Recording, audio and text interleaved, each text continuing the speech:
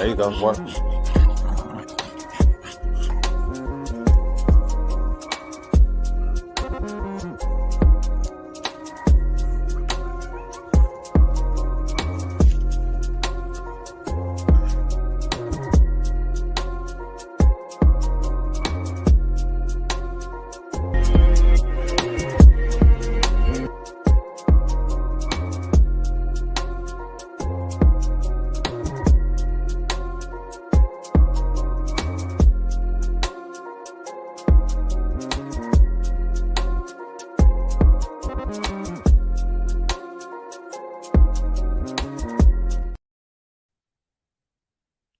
Gamed up Kennel family. We in the building. I decided to go ahead and push this live a little early. Got a few things I need to handle. So we just, you know what I'm saying? We jumping in there. You know what I'm saying? It's your boy Soul Power, aka Gamed Up Kennels. And we going in. Man, it's fight week. It's fight week. So excited. Yeah. Got one of my favorite boxers fighting and defending his undisputed championship. We got Devin the Dream Haney versus vasiliy Lomachenko. Yes, sir. This is gonna be a good one, y'all. This is gonna be a good one. This should. This has the potential to be a fight of the year candidate based on skill sets and styles. Stylistically, this makes for interesting matchup. We got Devin Haney, the young bull, 24 years old, 5'9.5" with a 72-inch arm reach. I believe, excuse me, 5'9" with a 72-inch arm reach. And then we got vasiliy Lomachenko, 5'7" with a 65.5 arm reach. So we got the boxer versus the quote unquote technical savvy or footwork master, vasiliy Lomachenko. You know what I'm saying? So this is gonna be a good one, a good one. Yeah, just watching the what is it, the blood, sweat, and tears. I believe that's what they call it. Look like both fighters are in excellent shape. You know, we got the young Devin Haney who's been struggling to make 135, but always being a consummate professional. You know, coming in at weight. The last fight that he had with George Kambosos, I thought he looked a little drawn at the weigh-in, but he came in and performed and had a masterclass performance in Australia, going back there for the second time to defend, first time as a challenger, second time defending his undisputed championship and dominating George Kambosos. Second fight, if you want to be nice, you can give him the first round, but all around just a stellar stump down performance, masterclass performance. Hurt George Kambosos several times, and had he had a more concise work down to the body, I believe he would have stopped George Kambosos in Australia. And then we got vasiliy Lomachenko coming off of a win against Jermaine, what is it, Jermaine Ortiz, I believe that's the brother's name.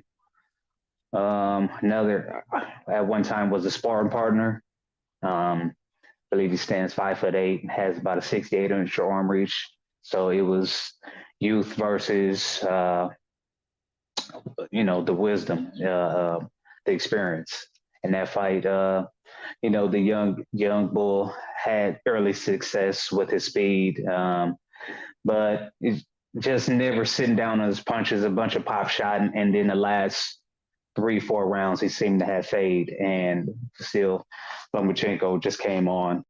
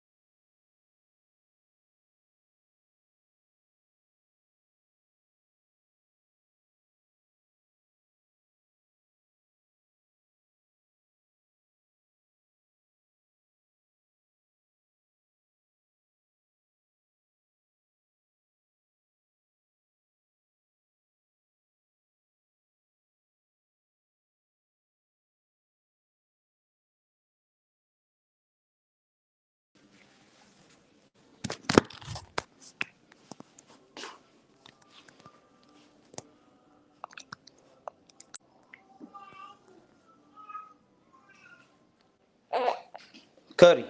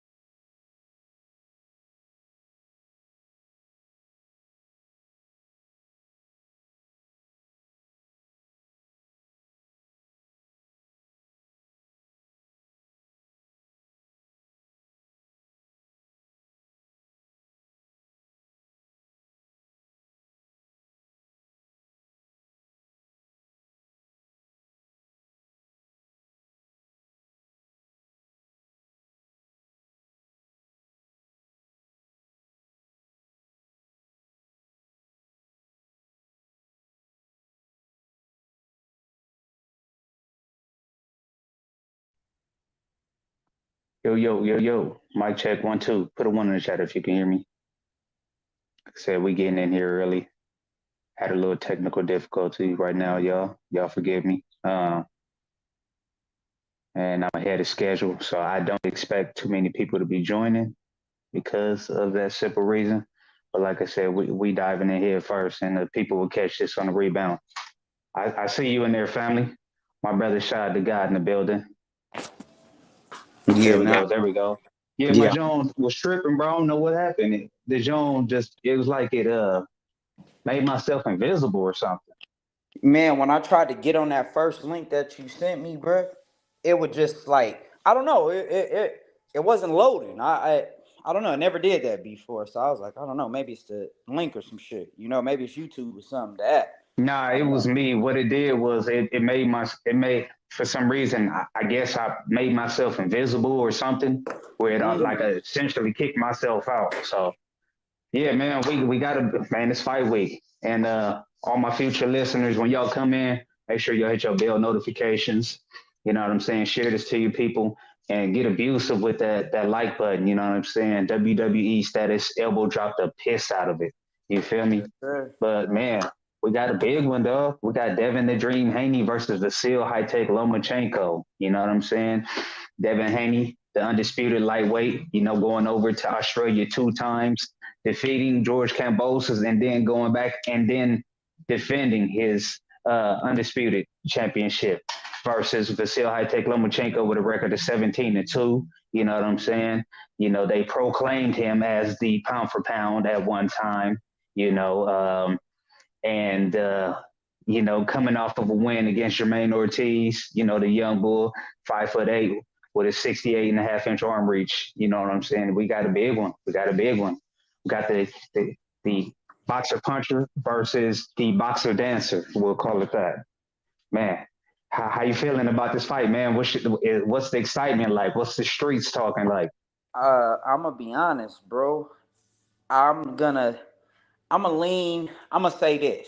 Don't give your prediction yet, No, no, because we. no, no, no. No prediction. You All you right. asked me what I've been hearing.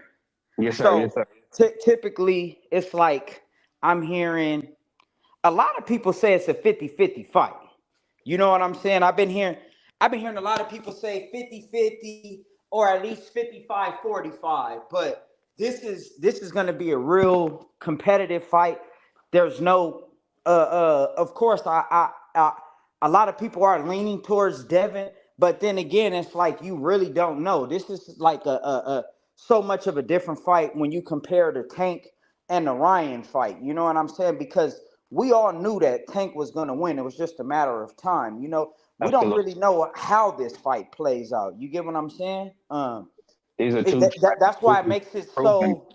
That's why it's so great because you don't know. You know what I'm saying?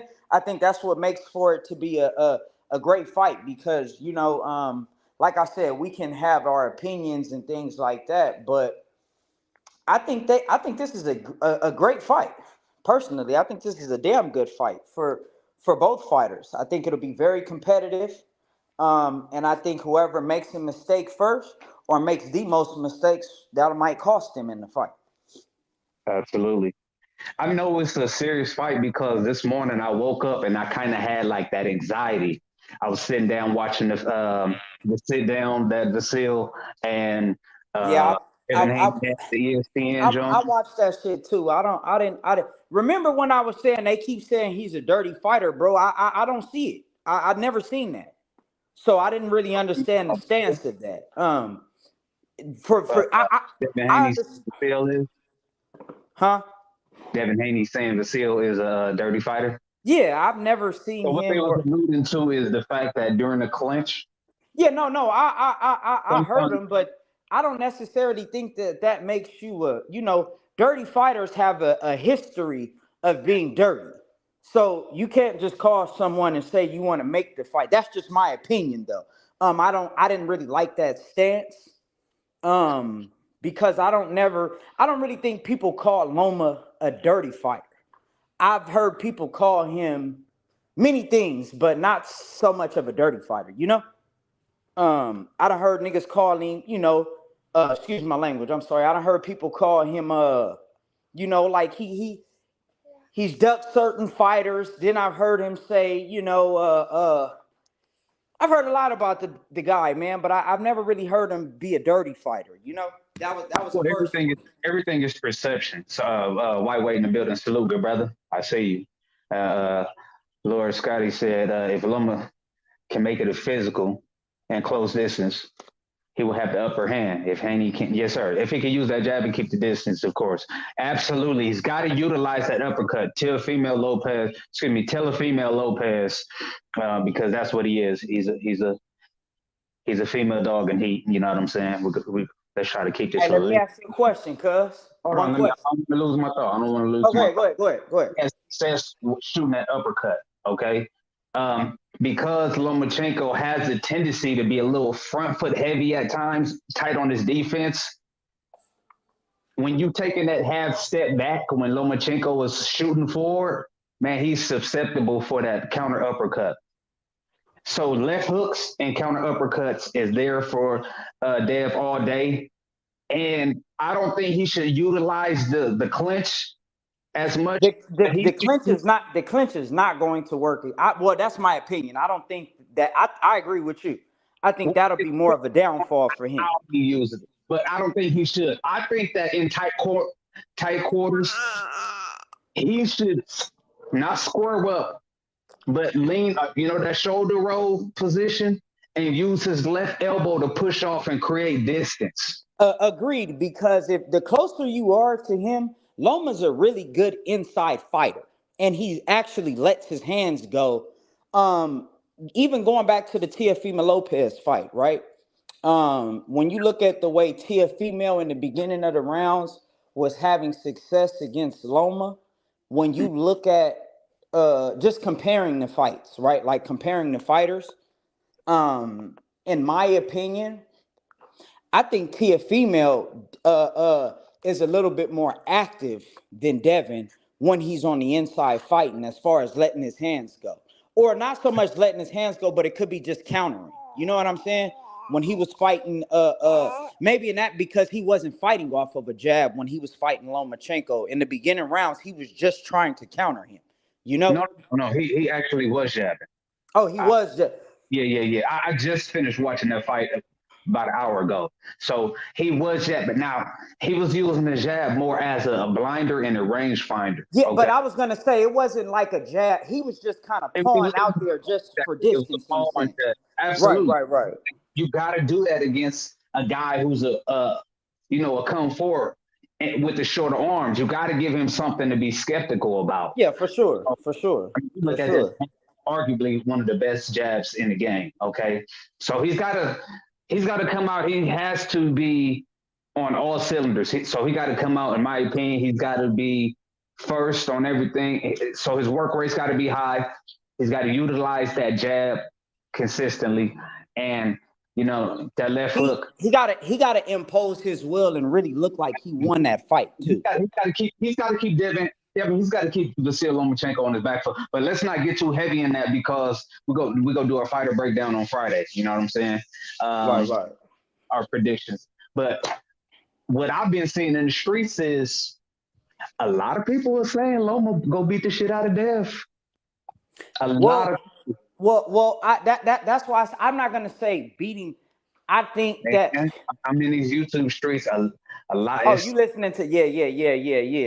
I'm Yeah. reading chats and everything, man. Now there is an element, a racial tone element to it, of course, because you see these insults that are being placed on Devin Haney, and clearly there's a racial undertone bias to it. But It's even some of the black dudes. I just listened to oh, Tank. Tank said he yeah, think but that that's that Kundalini energy. no, Not that not with Tank. I don't think so.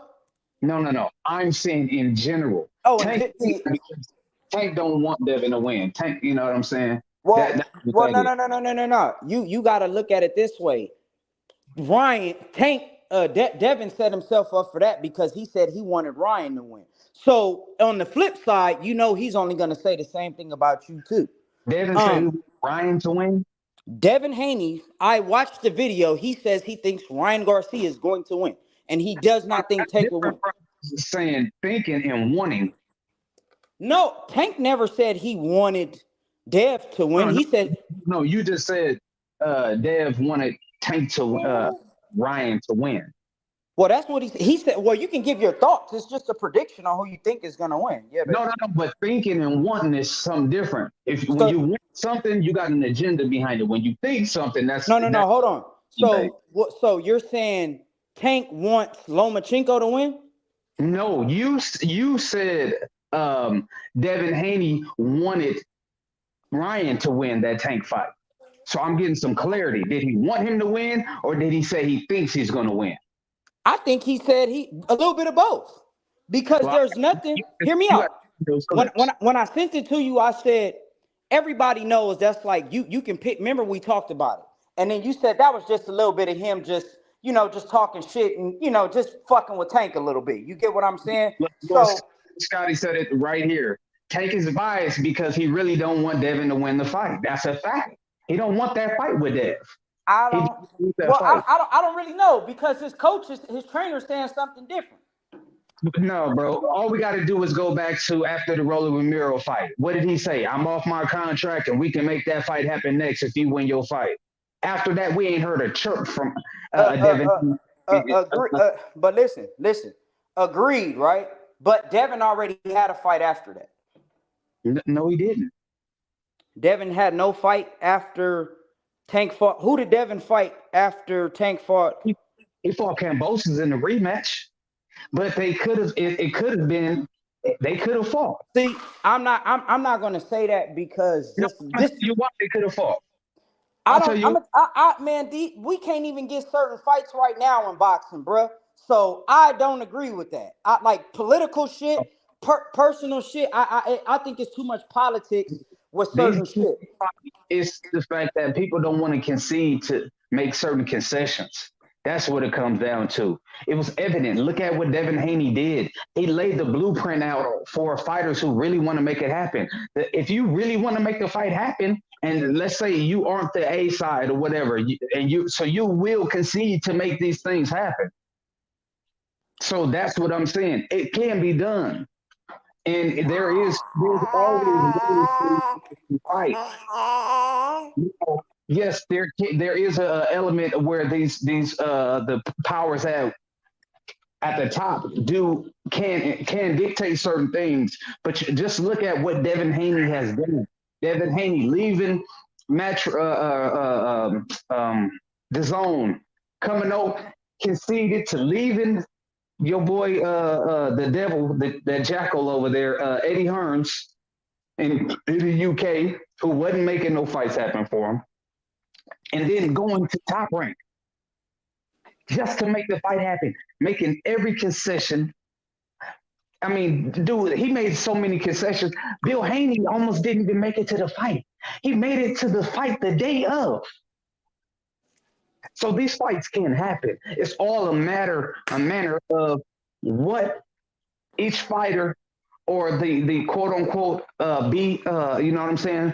The B level fighter is willing to concede to. These fights can happen.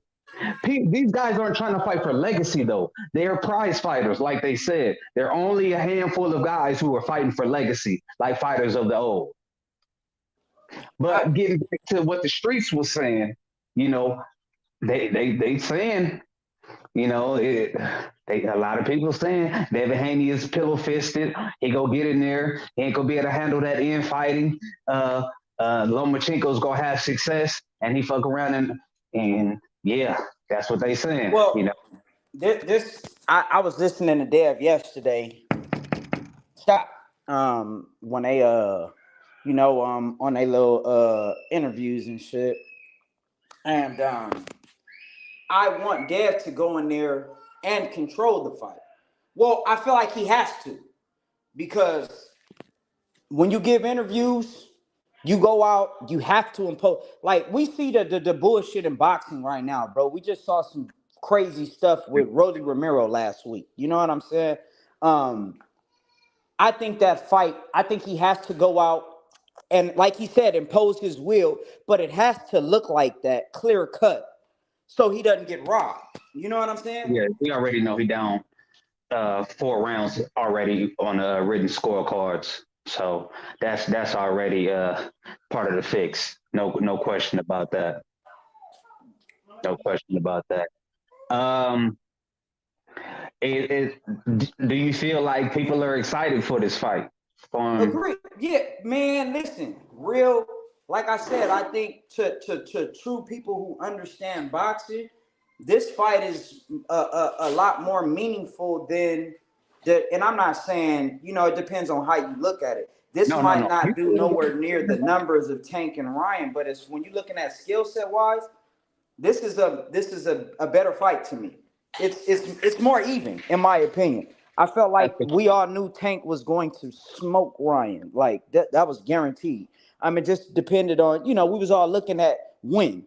This fight, Right, right. I think like I said, I think this fight, and I'm not giving my This own is definitely opinion, I'm more. just saying This in is general, it's a definitely 50-50 fight. this is definitely a more meaningful fight. More meaningful fight. Right. No, I mean you look at Tank This Davis the, and this the Ryan skill Garcia. set that both guys have. You know what I'm This saying? this is a legacy fight right here. For This is a sure. legacy. That fight with Tank Davis versus Ryan Garcia, it has a potential to be a legacy fight. You know what I'm saying? Based Well, upon what Ryan Garcia is able to accomplish further on in his future. You know what I'm saying? So well, right now, well, I only a look at signature, that as you just look at him as being a big name. Like right now, right? You signature was a signature win yes, for the Tank. signature one. That's like Right. even right now, if Tank fights, if Tank goes out and he fights Shakur Stevenson or certain things like that, you get what I'm saying? Like even when you look at fucking as far as when you look at as far as like the numbers, even if Mm-hmm. Dev and Shakur fought, they might not do certain numbers, but does that mean that this fight is not a leg? You get what I'm saying? Fuck no. No, for Fuck sure. no. Well, that's Fuck what I no. was alluding to. There are fighters Right. that are developed, and then there are fighters that are Right. built. For They sure. built Tank Davis to be a pay-per-view star. He has a major machine behind him, and they've invested millions upon millions into Tank Davis's career to get him to this star status. On top of the fact that he has one punch power.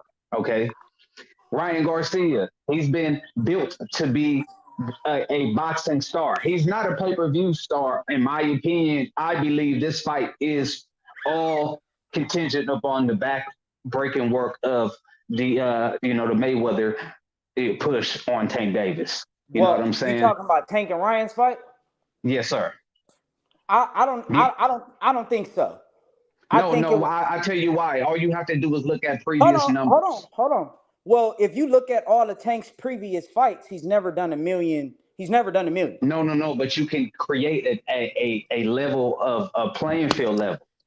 If I'm averaging 300,000 pay-per-views, whereas Ryan did one pay-per-view prior to, and he And didn't his even sell 50,000 pay-per-views. but see, I don't necessarily agree with that because I think that Well, Like that's we, sheer numbers right there. no, If agreed, I'm the bigger if I'm the bigger company and we merge and all of a no. sudden our numbers go But through if the you roof. haven't done $1 million until I get here, you're not gonna say that you No, took but advantage the of the company. average, it's the average. Who, But if what but you're not company? even averaging a million though. You're only averaging No, 300,000. but A no, million is a but brother, lot, bro. that's not how. Okay, when did Canelo start seeing 1 million pay-per-views? Canelo probably only did 1 million pay-per-views, maybe twice, maybe GGG and maybe GGG fight. I think he did 850,000 with Caleb Plant, right? Okay, So that's not. But once again, that's giving. he did it with Mayweather. What did he do with GGG? He did 1 million with GGG too, right? Well, it's Because kind of hard to Caleb say Plant did because it eight. was Him on. and Caleb did 850. So I think he Well, did that a was million. over there on PBC, right? So over there, so they saying it was million pay-per-views, but it was over on DAZN. So kind of hard to say. No, was it on DAZN? No, What DAZN wasn't fight? around. What fight?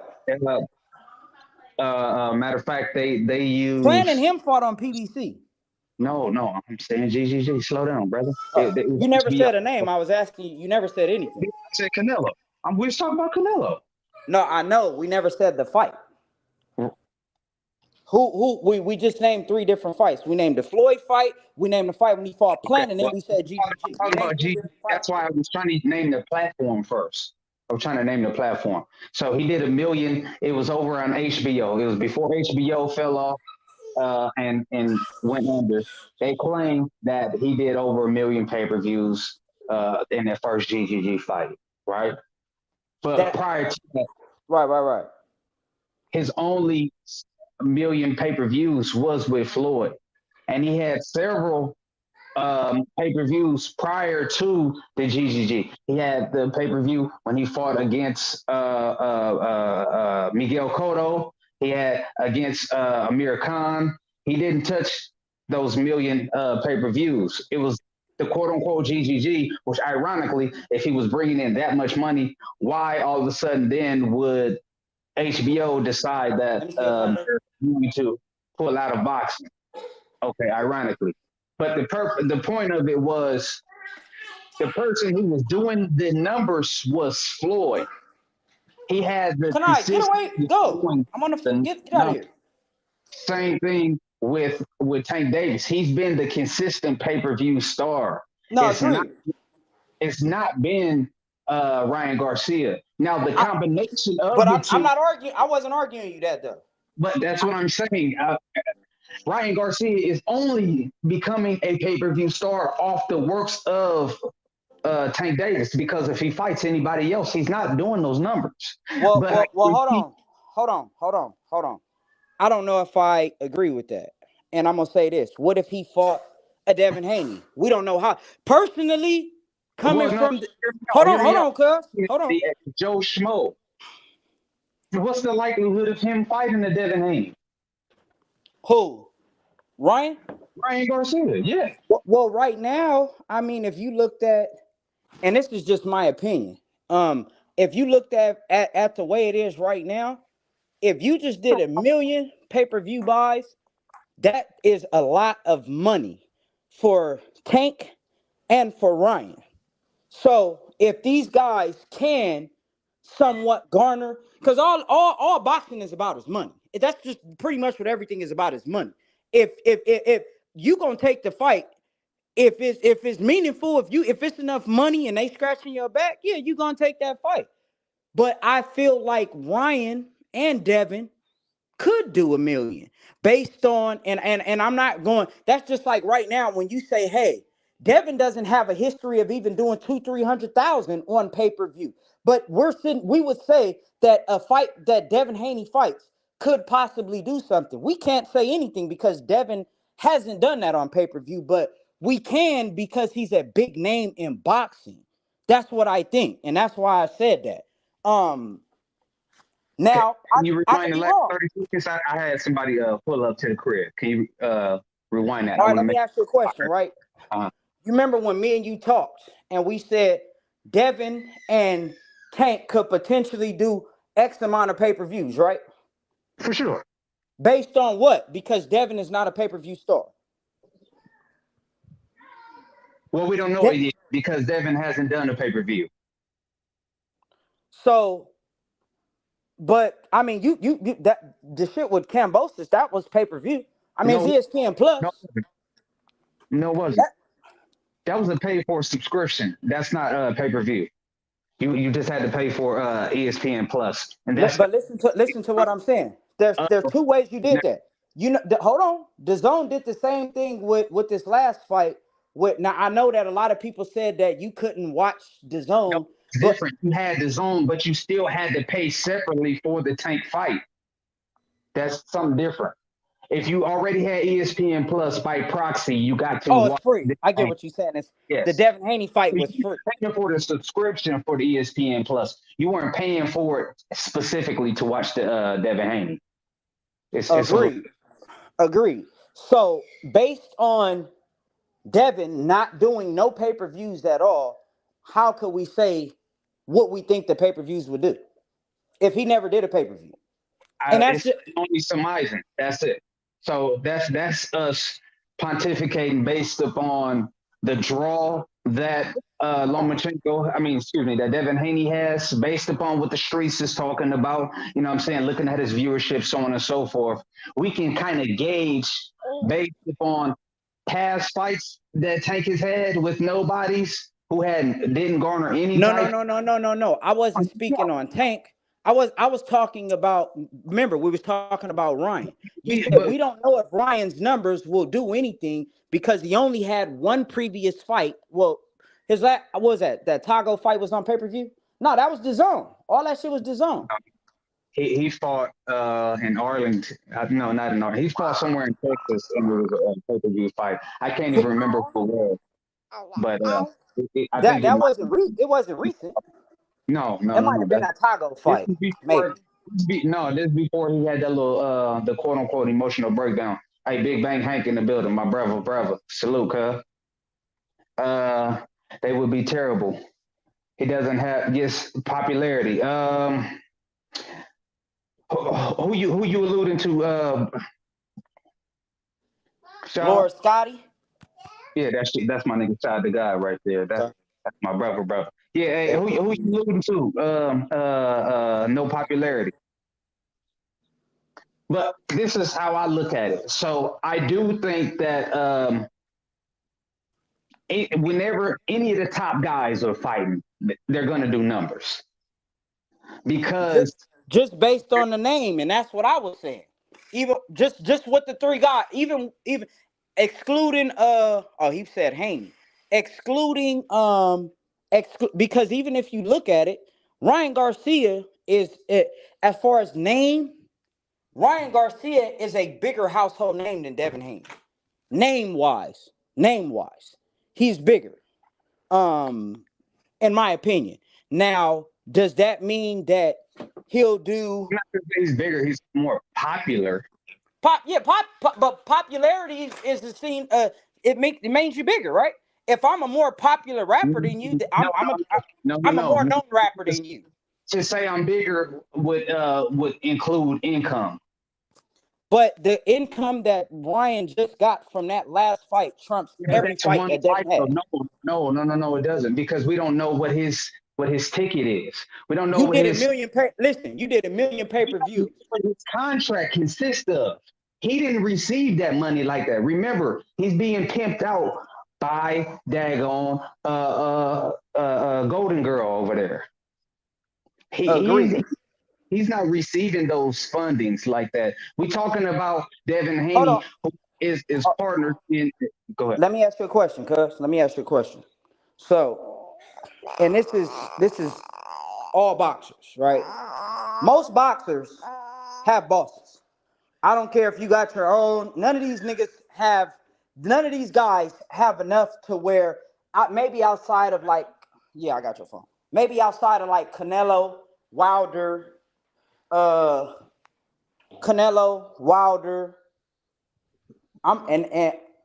Inside right now, I'm gonna say that's it. I don't think none of these guys are big enough. None of these guys. So if you can do a million pay-per-views, I think that garners a lot. That'd be just like us saying when guys do 350,000 pay-per-views and we sitting up there calculating how much money they get. Of course, the No, it's TV. all of it. It's the key components is outside of that is where do you stand contractually too? Because you got guys that are promoters slash fighters, then you got guys that are strictly signed to a promotional company too. So it's a separation there. See, Um, I think on this. the boss I level, think that's on the like boss level. PBC. PBC ain't letting no fucking fighter walk away without the fighter making more money right now. The way unless you Floyd Mayweather, unless you Canelo, or unless you Deontay Wilder, even those fighters, Okay. those people are still taking the. They paying for the fight. They got to get majority of the money. They paying for it. They pay the fighters. They got to get majority of the money. They got to. That'd be like for fucking. That'd be like for. That's just my Well, opinion. see, For you, I think we moving all tasks. Let's get back. Let's get back. So we don't, you know what I'm saying? Because we didn't. Loma Yeah. is still the face. I won't call Loma the face of boxing. No. Nah, man. See, right, that's built right there. Yeah, That's yeah, yeah. even I agree teaching. with that. I won't call him the face Nah, of boxing. hell no. How the fuck is No, Loma the face of I will boxing? He not. got 2 L's. You know what I'm saying? He got 17 fights with 2 L's. Yeah, Excuse me. He's right there. 17? Is that what he is? 17? So he got 19 fights with 2 L's. Hell no. That right there, just your two losses right there. You can't be the face of nothing because it's Yeah, people that's hell no. undefeated. It's people Right. that's undefeated, so we can shut that argument down right now. They trying to push this monster anyway, dude, harder than Lomachenko. Nah, hell no.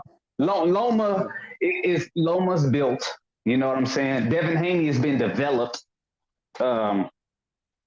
And we all know that this is purely based upon racism. If Lomachenko was a black dude, he wouldn't be shit. He wouldn't be shit. You know, they'd be like, oh, he's really good. Oh, you know what I'm saying? That's about it. That's about it, bro. But he got the complexion for the protection. So that's what that is, bro. Lomachenko is a really good fighter. A really good fighter. But let's be honest, the way that they speak about this guy, you would think this dude was 40-0 right now. I agree with that. Matter of fact, they hype up his amateur career more than his professional career. Yeah, but ESPN sometimes hide those hells. They do. That's what I'm saying. How many times have we seen I can, you know what? I'm gonna do my due diligence to where on Friday I'm gonna try to present some screenshots when they were Max Kellerman on his old boxing channel was trying to hide the fact that Lomachenko had a loss in his second fight. So I'm gonna try and find that and see if I can present that to the family. And when Friday when we give our predictions and we break down the weigh in and everything like that.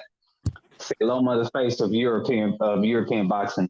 Um, yeah, I don't disagree with that. Hey, you know who the face of European boxing is? Canelo. God damn, Canelo. his red hair ass, huh? Yeah, well, shit. You didn't beat the last 10 European fighters. That's what. Well, outside of Caleb Plant, you ain't been fighting. What they call they call the Mexican redheads güeros. Yeah, Yeah, pinche güero. yeah. Weddle. Fucker does look like an Irishman. Yeah. Yeah, He do. Straight up. it's purely racism. But when he fights, they make him look like he's a guy. Come on. No, absolutely, absolutely. Lomachenko's a dog ass fighter. You can't take that away. Ray Imperial in the building, my brother. Hey man, sorry for falling off that the live last night. But yes, sir. We got to wrap. We'll go. Let's get more into some of those things we was talking about. You know what I'm saying? Developing those things. I'm gonna drop a link from last night's live. Imperial. I'm gonna drop it in the community. I implore everybody who's hearing this to go and listen to last night's live. It's a whole bunch of nuggets and jewels in there, and it's all about you know what I'm saying, being proactive and being prepared to the real threats that is affecting the Black community. And if you know, you know. Yes, sir. But man, Lomachenko's a dog ass fighter. I mean, it's just like, I mean, you think about Ricky Hatton. Come on, just remember how much praise Ricky Hatton was getting in what? Hey, let me ask you a question though, cuz. But What? Because I don't know. What was Ricky Hatton's best win? oh If you shit, can remember off the top of your head. I'm trying to. I'm doing this for a reason though. I couldn't. Right. Uh, So, uh, yeah, I would be lying. I, what do you think is Loma's greatest win? on Get paper, Gary they will Russell. say Guillermo Oh, Rigondeaux. Rickendale. Yeah. You think he was better than Gary at the time? Well, the way they built the fight. The No. Fuck the building. I'm asking you because you know boxers. yes, pound for pound, absolutely. Guillermo Rigondeaux was a monster. Was Okay. a but Okay. here's the Got it. problem. He's fucking 5'3". He's 5'3", and he was 118-pound fighter. And he went up to, I think, 126. No, he was fighting at 114, I believe, and went up to 126 to fight Vasiliy Lomachenko. Okay. Yeah. Okay. Yeah. That Yeah, was more like let's remember, Vasiliy Lomachenko started at, in the 20s, the 120s, right? But he was huge at those weight classes. See, people always try to create this narrative that he was so big. I mean, that he's so undersized in these weight classes. Vasiliy Lomachenko is bigger than Tank Davis. I don't know. When you say big, what do you mean? We talk about height and length. They What's this length. man? I don't know about. I wouldn't say he's longer. He's shorter. He's shorter. Arm length wise, he's shorter than Tank Davis, but he's Then taller Tank. than. Right. But he's a little tall. But those are the weird measurements again. Like when we go back to Rolly before that fight, Muff. I was one of those people. Rolly just seemed so much bigger than Tank, but no, not when they stand. When they were side by side. No, to me, Loma's actually small. He's not a big guy at No, all. bro. Loma is Well, you fucking. just got to look at his height, though, bro. He's only 5'5". No, he's not. Loma's 5'6.5", bro. That's cat bro. And all you got to do is look at how he stacks up next to the measurements of these other fighters. When he fought Teofimo Lopez, Teofimo is 5'8". He wasn't shorter than that But much shorter. Teal got he they got the same length of arms. I think they 68, 67 on the arms. Right. T.O.'s like 68.5. But Loma is daggone Let me pull his measurements up. 66-inch arm reach. Let me see your phone. You Yeah. said it's 66? Yeah. Loma got short arms. But bro, you can't use the arm measurement thing as like the determinant. No, listen to what I'm saying, cuz a big No, fighter. brother, I'm not I'm saying going off the measurements, just the size. I'm just adding a different variable to what I'm saying because a fighter. Let me see what they got this guy at. They got him listed at 5'7". You heard me? Yes, sir. I knew he was 5'6.5", Well, 5'7". this is the thing. They got him listed at 5'7", but his reach is 65. It's really 66.5, his reach. But I don't think he's 5'7" though. He might be though. He might be. he's legitimately 5'7". He's legit 5'7". And what's Devin Haney? 5'9". 5'9". I think they got him listed at 5'8". No, they're legit 5'9". His measurements, they got him listed at 5'8" with a 71-inch arm reach. No, see, and that's what he's 5'9" with a 72-inch arm reach.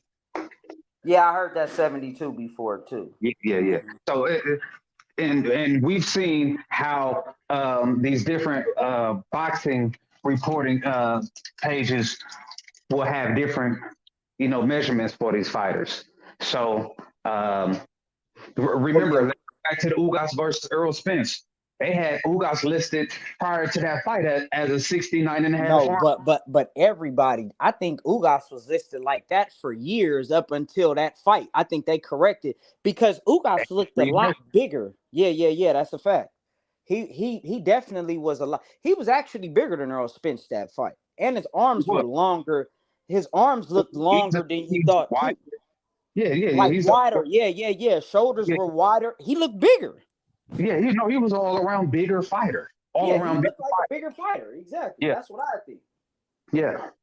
So, with that being said, measurements are only as good as your abilities, or if you're able to utilize Or them. or or or or, or if you fighting weaker competition, lesser competition, let's say that. Lesser competition too. You know? Certain guys might have a hard time, when you fighting a bigger guy, you could be prime example, right? Loma versus Nakatani. Nakatani's bigger than him, right? But he didn't have the skill. You know what I'm saying? He didn't have exactly. He didn't have the Yeah, tools he didn't have to the yeah, utilize. he didn't so agreed. So that's why I say that the size shit matters when you have the skill to back it up too. You know what I'm saying? I think him and shit, to be honest, Ortiz was bigger than Loma. But I think Jermaine that Ortiz, yeah, yeah, he was slightly bigger. yeah, I well shit. If you look at his slightly, nigga, they have him listed at 5'9", bro. No, he wasn't that tall, and all you got to do is look at the face to face. I think he was I think he's easily 5'8" for sure. Yeah, Easy. got to be 5'8". About 5'8" The for sure. Imperial Flame said if Haney tries to knock out Loma opposed to boxing him, he's gonna lose, mess around and lose. If I think Haney try, it's got to be a mixture, because I because disagree. Lomachenko I doesn't like disagree that with that. forward pressure. He does not like forward pressure because he's a horrible fighter off his back foot. So you have to pressure him, and you gotta hit him with bombs so he respects you, and it keeps him. You got to keep Lomachenko off his rhythm. He's got to be guessing if that I big think bomb. Devin. I think Devin needs to try to knock him out personally, just to turn. Keep. The knockouts got to come naturally. He's got Yeah, to yeah. lay. I'm not saying overdo it, but there has to be a sense of. Once again, it goes back to what we talk. Your work rate has to be so high, and this fight has to look a certain way. You get what I'm saying? Yeah, that ain't necessarily forcing. Because when you saying trying to knock somebody out, that's forcing it. That's forcing So, it. Right. so That's two total different things. when you do that, that can ultimately lead to your demise because you That can put you in position to get caught with some stuff too. exactly. Yeah. Devin Haney looks to be about 5'10". LOL. Quite possibly, some brothers be late bloomers, and I don't know how tall Bill Haney is, and I always see them standing next to each other. So if I knew how tall Bill Haney was, I would have a better gauge. Man, I'm gonna be honest with you. Bill I Haney's seen that short. boy standing next to Jerron Ennis before. Haney is not a little guy. Haney is a big dude. Yo, Devin Haney, when he's done with his career, he'll be fighting at 54.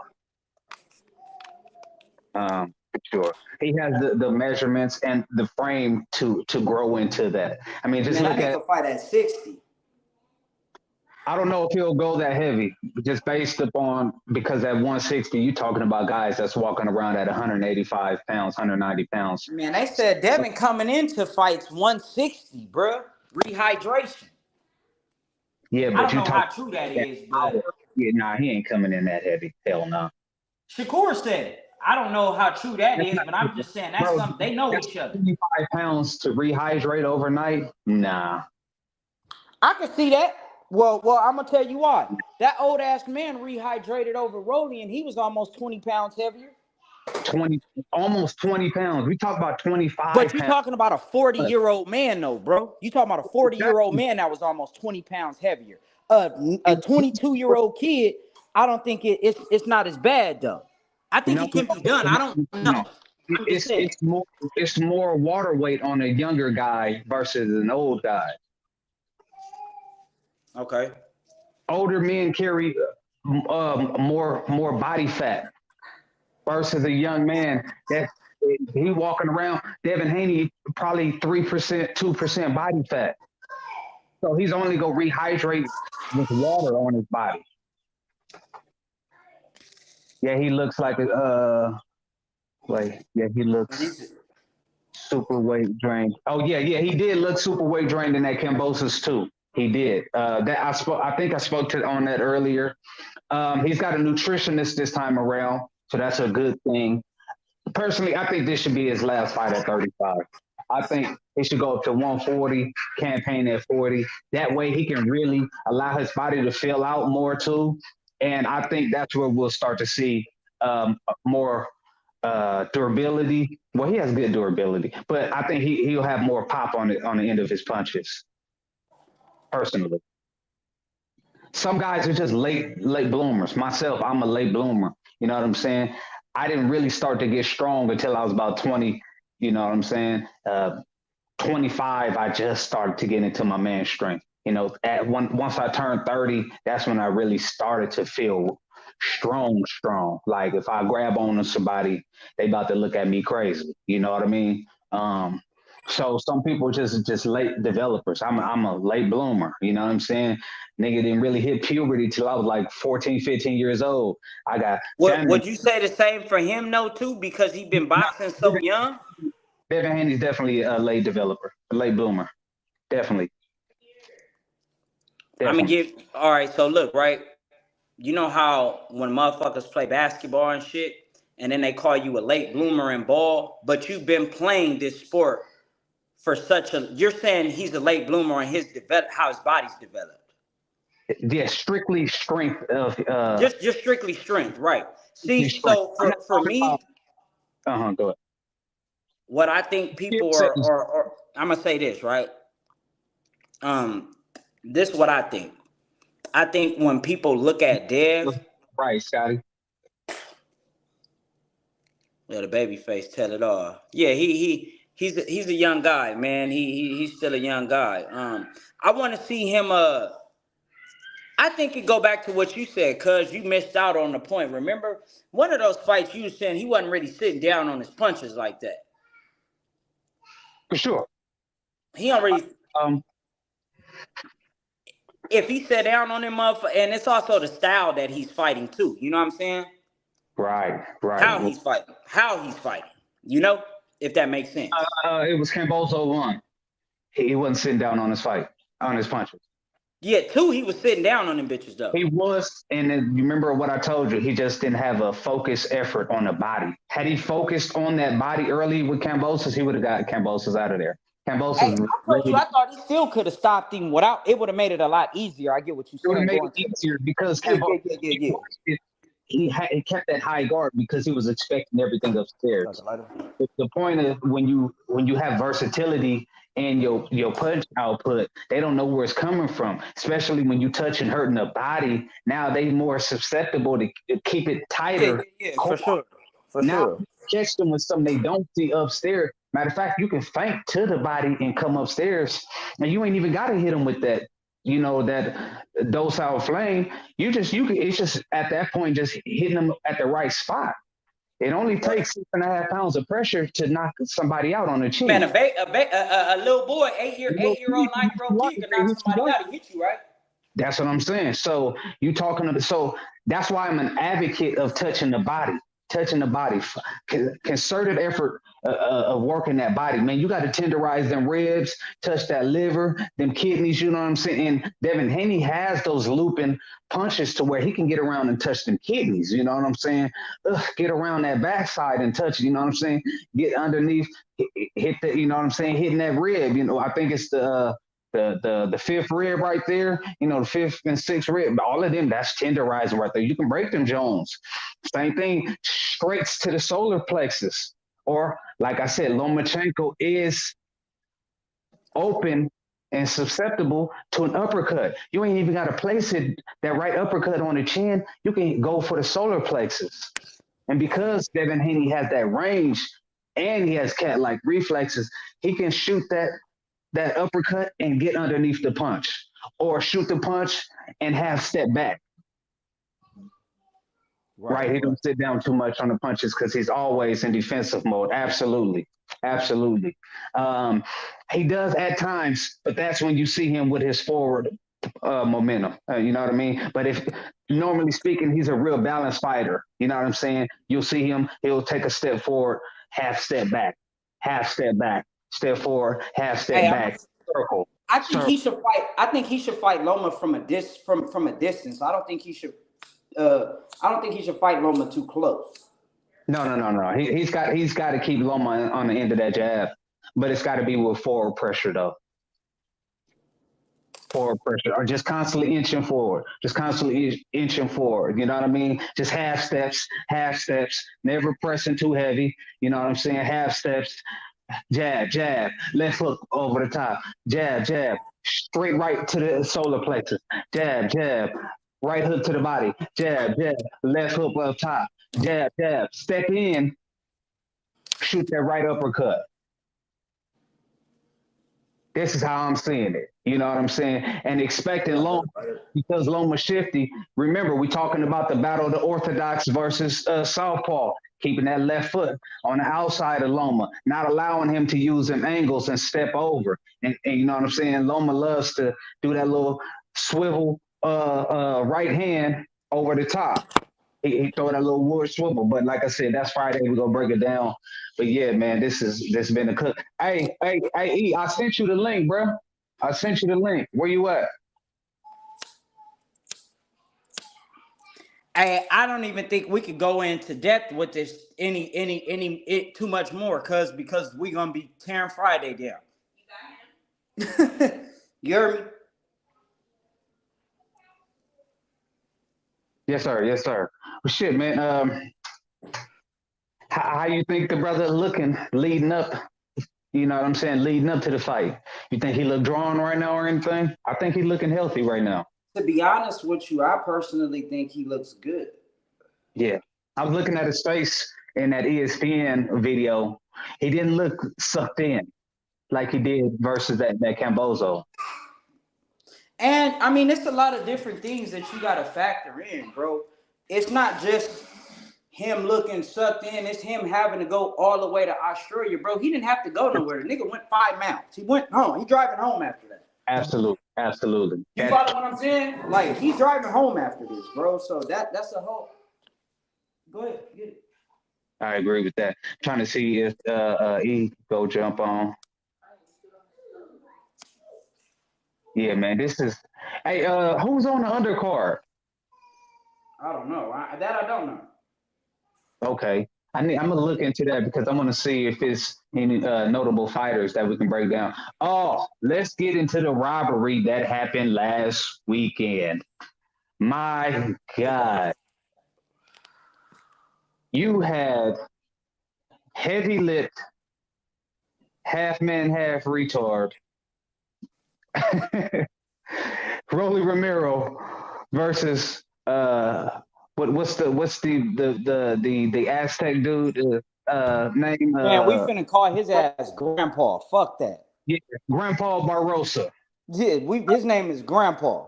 That dude looked like a shaman off of Apocalypto. Man. Said, bro, my phone is too slow as fuck. I gotta wait. Okay. Yeah, no doubt, family. If we go try to until you get into some good service to hop in there. Yeah, we're gonna try to cook until you get into some good signal to hop in there, John. Yeah, man. We had the shaman from Apocalypto. You know what I'm saying? He was reaching in everybody's chest cavity and pulling out their hearts for the blood sacrifice for Kukulkan. Khan. You know what I'm saying? Versus little retard. Versus little retard. Hey man, what you think about that fight, man? Rolly is trash. Man. Rolly's trash, huh? Hey, trash. Let me ask you a question. Okay. Does that take away from Tank? Absolutely.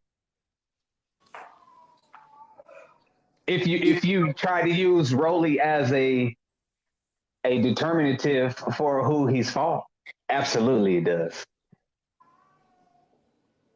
Well, like I said, I prefaced earlier, Tank is a built fighter. Devin is a developed fighter.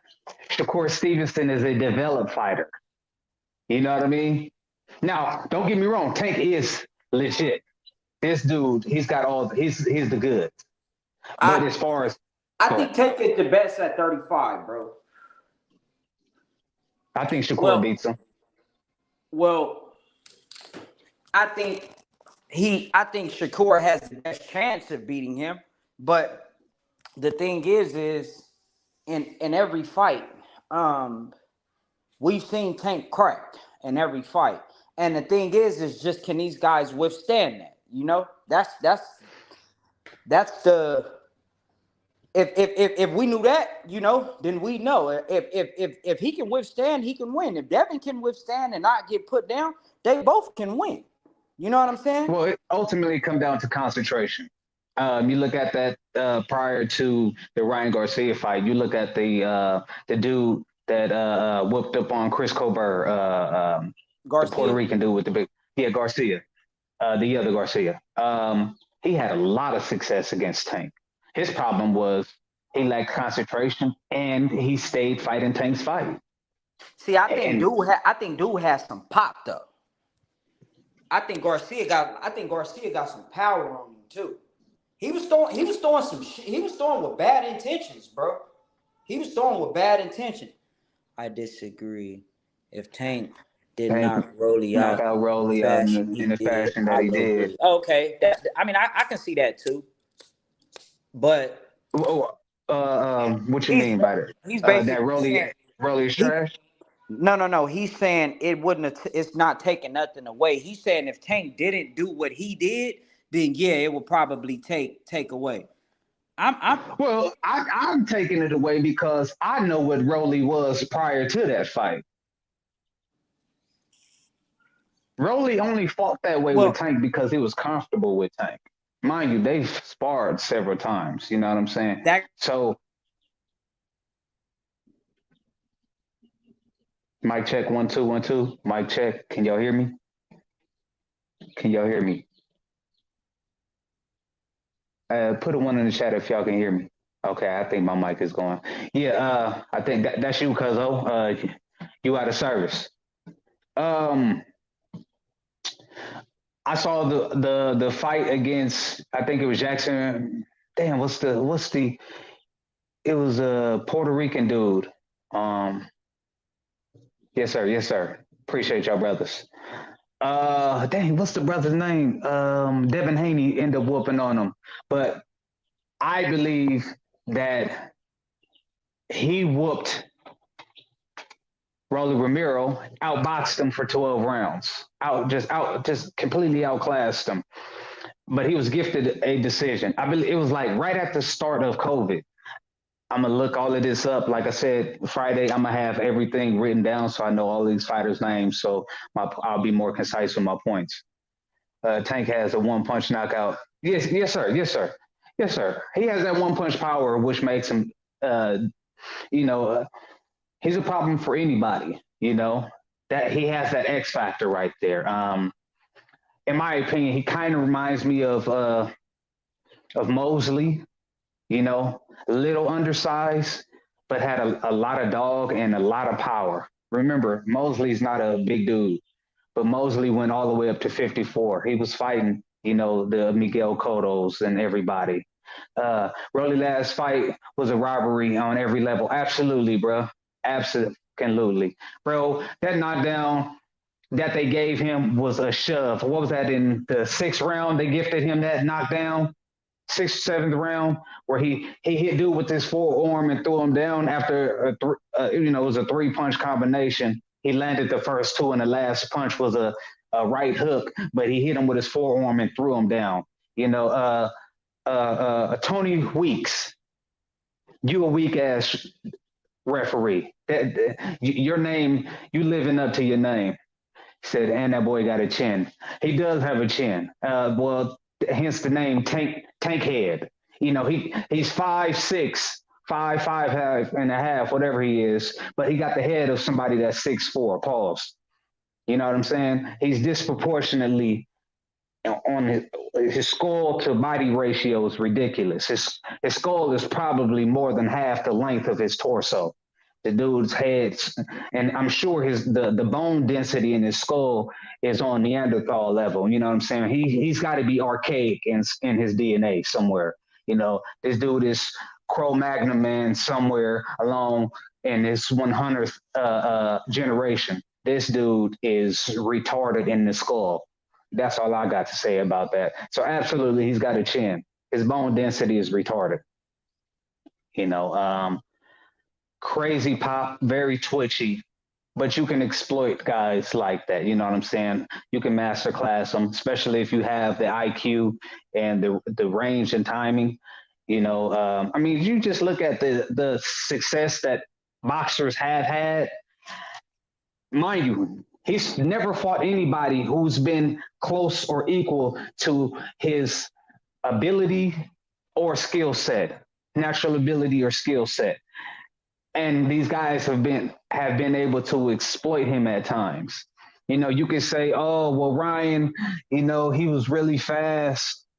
But yeah, Ryan's fast early in fights. He got about 3 rounds of quick, you know, being super fast. You know what I mean? But that doesn't dictate anything. Timing is way more important than that. I mean, we can go to countless fighters who were outmatched speed-wise, but their timing was impeccable. You know? Answer that, cuz. I'm still live. I'm gonna send you that link, cuz. I'm gonna send you the link. Unless if you can't.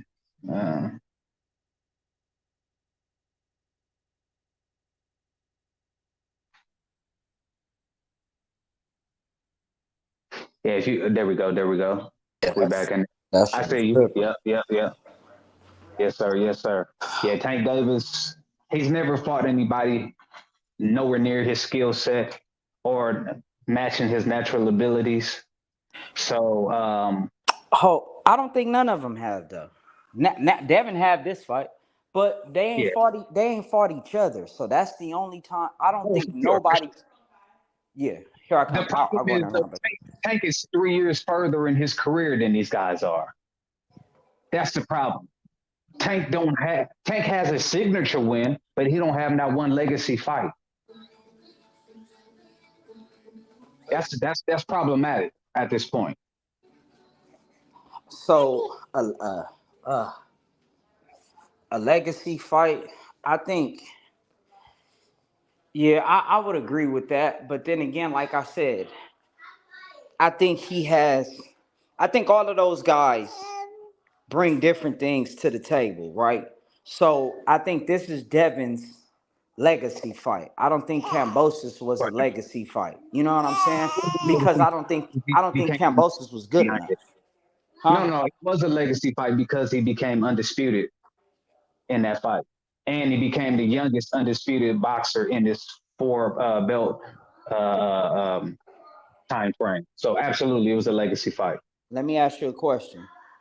If somebody takes the belts, if we get Regis Prograde to get those 3 belts at 140, and then Rowley has a belt at 140, and he beats, and I'm not comparing Cambosis to Rowley, but what I'm saying is just if you fight this guy, that'll be for undisputed. I mean, I know you have 3 belts.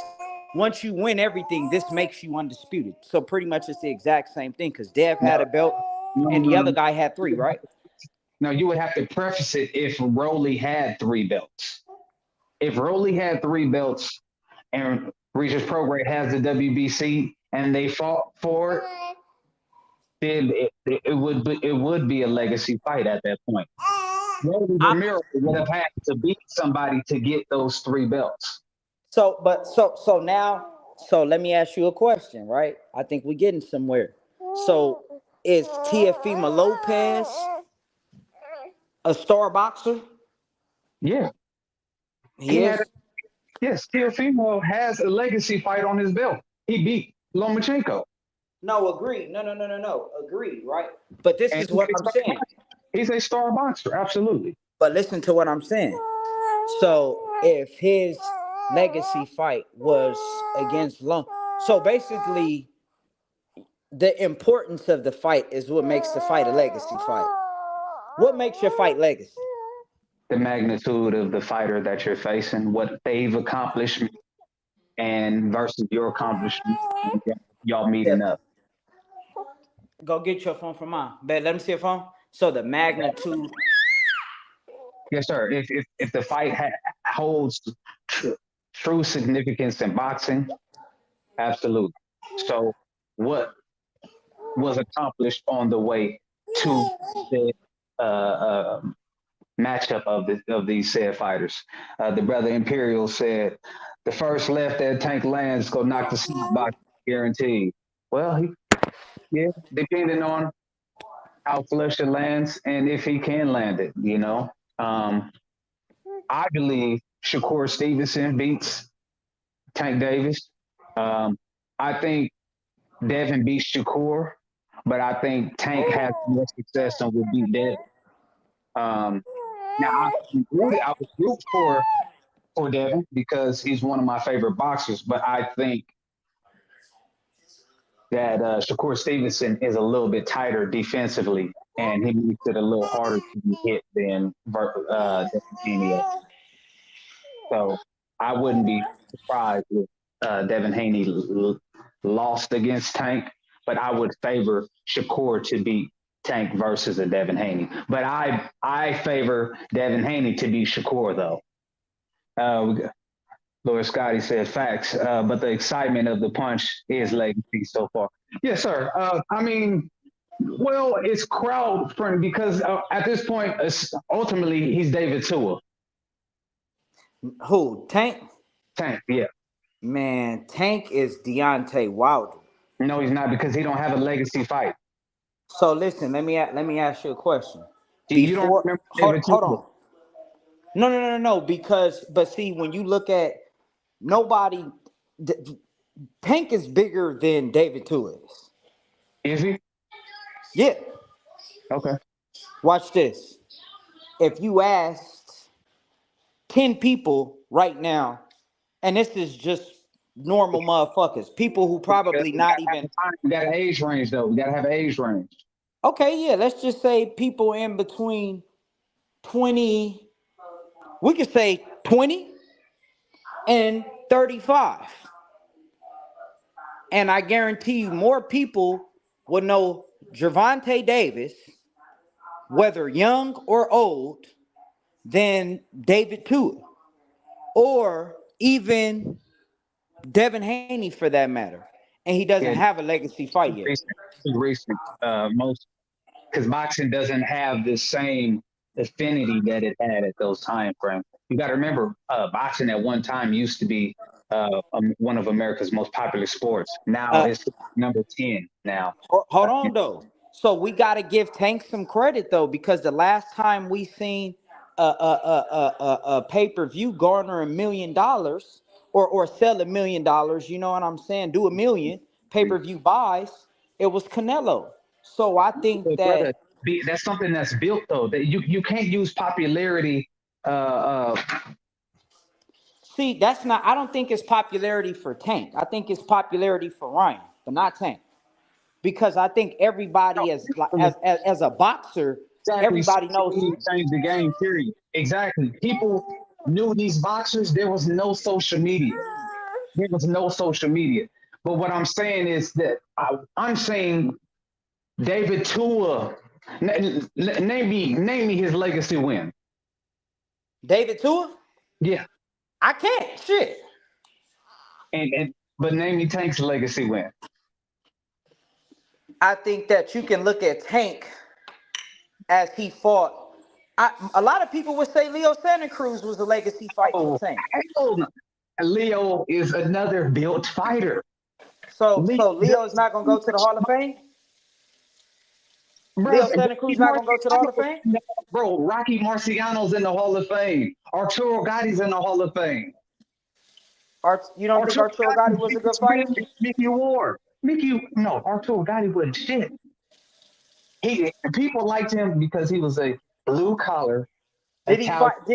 Did he fight? Did he fight people? Yeah, and he got his ass whooped. But he fought. Brother, it don't matter if you ask. That's why I said, what was his legacy fight? When you say somebody's legacy fight, that means they won that fight. Okay.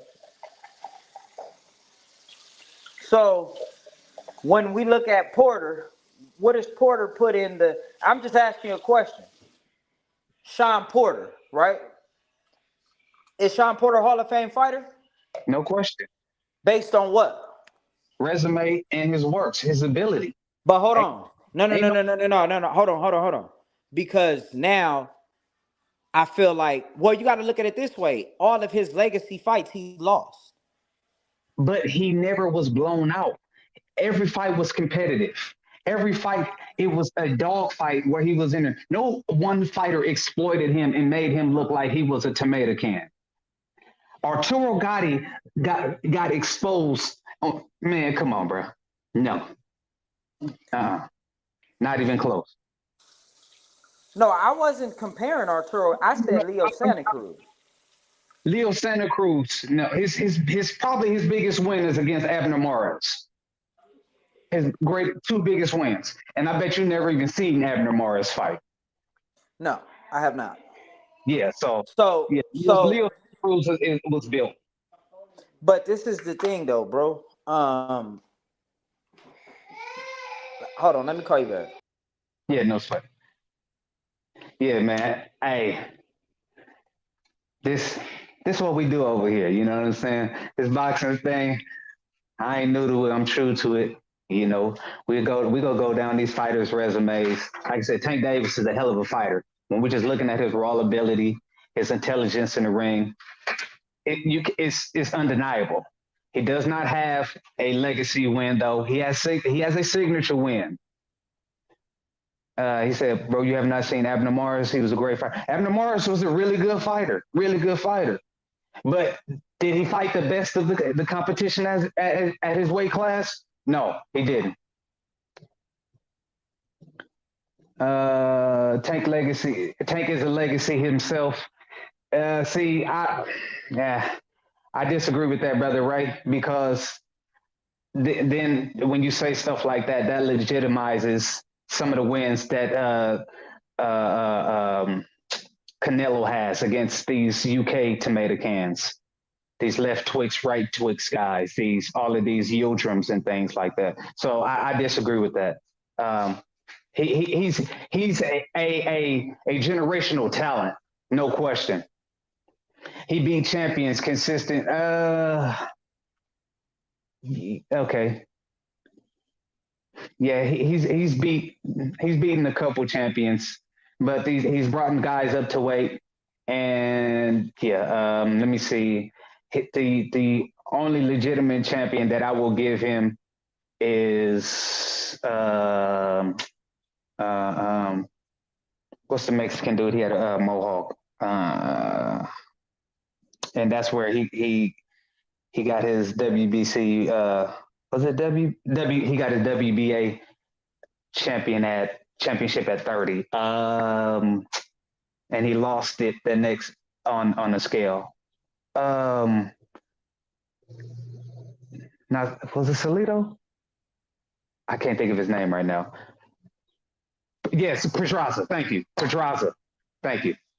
Pedraza was the only champion that he beat, legitimate champion. Yes, sir. At UK tomato cans is crazy. I'm telling you, bro. I'm telling you.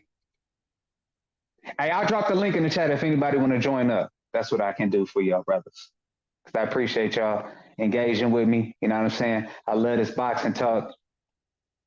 Yes, sir. Link in the chat if you want to jump up. We can have this core right now. You know what I'm saying? Tank, like I said, generational talent. You know, he's undeniably good. But he has no legacy to find a win.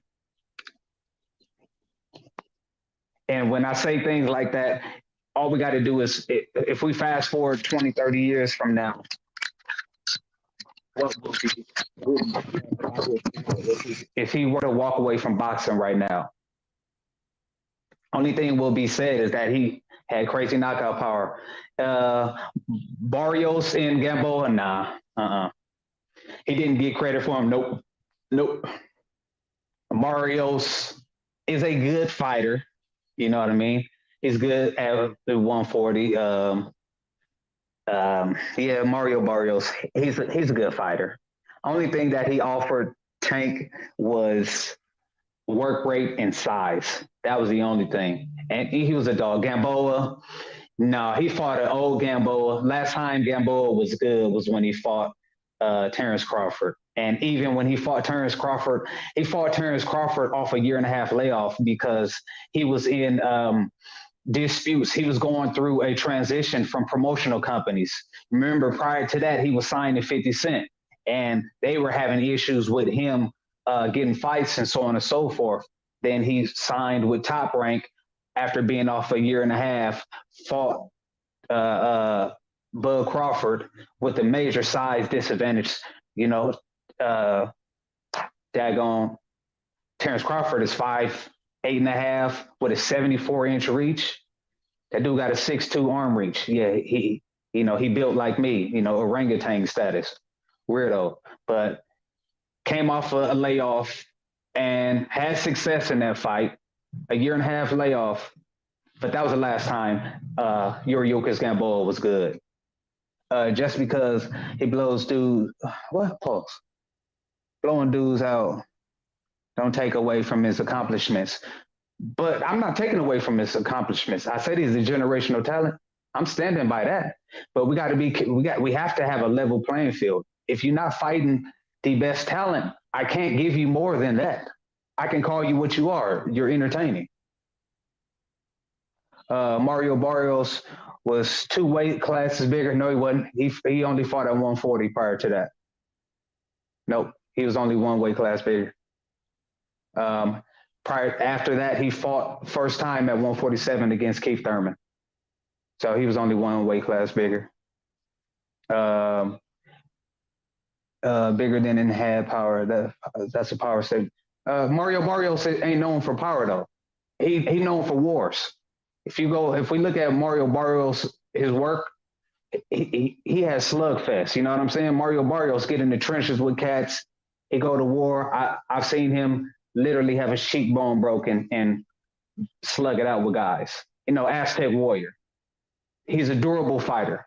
That's what he's known for. Durability and high work rate. Similar to Leo Santa Cruz, really high work rate.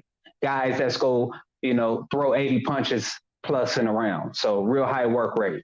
So it makes it hard for a guy who's a counter puncher who's averaging maybe 30 punches a round. So you got to be very concise, real tight on your defense. But not taking away from Mario Barrios because he's a good fighter, but it wasn't a legacy fight.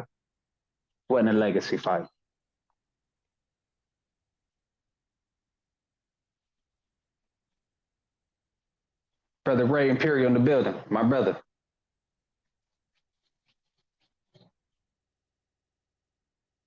Mic check, 1 2 1 2. You in there, brother? It went to decision with Thurman after Tank. Yeah, so it was a few different variables. So in the Tank versus Thurman versus Mario Barrios, they didn't fight in 8-ounce gloves. They fought in 10-ounce gloves. The commission gave that option. So after 147 is when you're supposed to go up to 10-ounce gloves. But because at 47, they give you the option to fight at 8 or 10 pound or 10-ounce gloves. The Barrios camp told Thurman they wanted 10-ounce gloves. Thurman's camp conceded to it. Let's see. He went to decision with Thurman. Tank TKO'd him. Just saying. Thurman about to fight Spence. Nah, that fight ain't happening. Spence ain't fighting no Keith Thurman.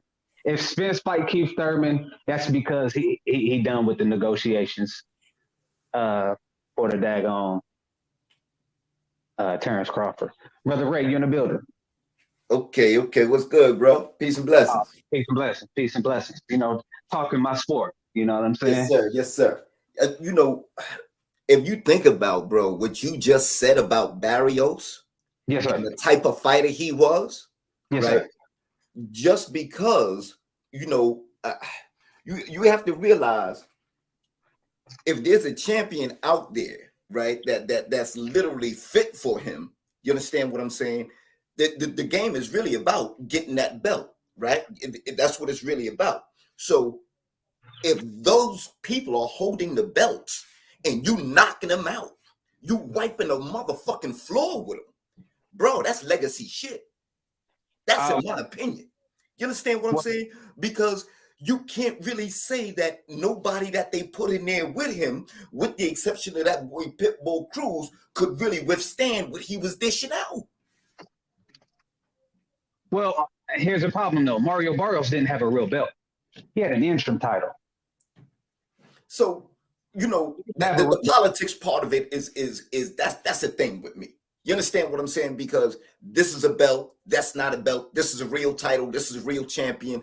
I really don't get into that, me personally, because I'm looking at how they're moving him as a fighter, right? And I didn't agree with the Rolly Romero fight. I didn't agree with the Ryan Garcia fight. I didn't think either one of those dudes had anywhere near the just the skill level, right? Or the what you would call, I guess, the resume, right? Mm-hmm. To actually step in the ring like that. You understand? Like them dudes should have been fighting dudes that Tank had already knocked out before they fought Tank. But in the game, this money thing has definitely become an issue. You know what I mean? As far as I'm concerned, if you put that man in front of a champion, and he was at 130, if I'm not mistaken, when he fought, he went up to 140 to fight Barrios. I remember they was making a big thing about that, bro, because they kept saying he's going up 2 weight classes. No. They were stressing that. No, brother, that's incorrect. He had already fought at 35. Matter of fact, he fought Pitbull Cruz before he fought Barrios, or did he fight Barrios? Honestly, I don't remember. Yeah, he had been campaigning at 35 prior to the Barrios fight. He had his belt at 30 when he fought Pedraza. Moved up to 35. Yeah, he had been campaigning at 35. Yeah. Now I don't know where they got it from, but I remember that was definitely one of the sticking points about the fact that he knocked Barrios out the way that he did, right? Because they say he stepped up 2 weight classes and then he stopped somebody that was known as a pure warrior, right? Like you said, the boy, you know, he banged out with his cheekbone broke and still finished the fight, right? Yeah, sure. But he couldn't finish that fight against Tank, and Tank was stepping up from a lower weight class. You understand what I'm saying? That's legacy shit to me. That's saying like, you know what? You really don't have nobody out there for him that's holding a belt. So when he steps in against Haney, you see what Devin Haney's doing now. Devin Haney is trying to throw bombs. And if he go in there against Lomachenko doing that, I think he's going to run into a problem. I think Lomachenko's going to outbox him, take him into that deep water, and Haney's going to be so worried about throwing bombs and knocking Lomachenko out that it's going to literally cost him the fight. Give me an example of where when you're saying Devin Haney's throwing bombs. So in recent sparring, in recent sparring, as well as in recent training, I'm looking at how they have him throwing his shit. Haney never really, he could sit down to some extent, but he wasn't really concentrating on throwing that power, putting the hip into it, bringing it up from the floor. You understand what I'm saying? And driving it and sticking it. I'm noticing him doing that in his training for this fight with Lomachenko. They done bulked him up. You understand what I'm saying? Put some real, like they try to put real power on him. They literally looking at his stats, comparing him with NFL running backs, NFL linebackers. You understand what I'm saying? In terms of shit he's doing in the gym. Because the concept is, if the power is not there to begin with, then you ain't got nothing to work with. Right? So it has to be there. He has to have the power in him in order for him to actually have that translate in the ring. So they doing some shit with him. You understand? But I think if they try to send him too much that way, it's going to be a problem for him, because that's not his. It don't seem to be him naturally. You understand? Like when I watch Tank throw his motherfucking power shots, them shits are so fluid, man. It's like, damn, you don't even think he's hitting that hard, right? Because it's just like he just throwing a straight left hand, boom, and the next thing you know, the nigga stop box all over the ring. Right. Well, Devin Haney doesn't have that type of, that. And if he get checked with that, if he gets sucked into a wall, you know what I mean, banging with Tank, I think that's gonna work to his detriment. I think Devin Haney's better off boxing the shit out of Lomachenko and anybody else he fight, boring or not. That's just me, though. That's just me, bro. Yes, indeed. I mean, I'm in opposition of that from the standpoint of, it's been so many examples of fighters who didn't have knockout power and they were master technicians. You look at Andre Ward. He was touted as a pillow fist fighter, but one of his most noted wins was against what's the Russian Sergey Kovalev. Stopped him to the body in the second fight. You know what I mean? Pillow fisted fighter, master technician, super witty, but he didn't have no type of cracks. You know what I mean? You look at Timothy Bradley, Desert Storm Bradley, no power, but incredible work rate, great boxing IQ.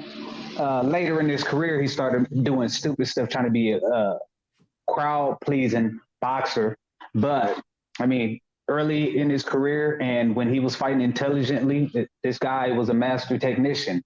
Let me ask you a quick question, right? What would you say was Andre Ward's legacy fight?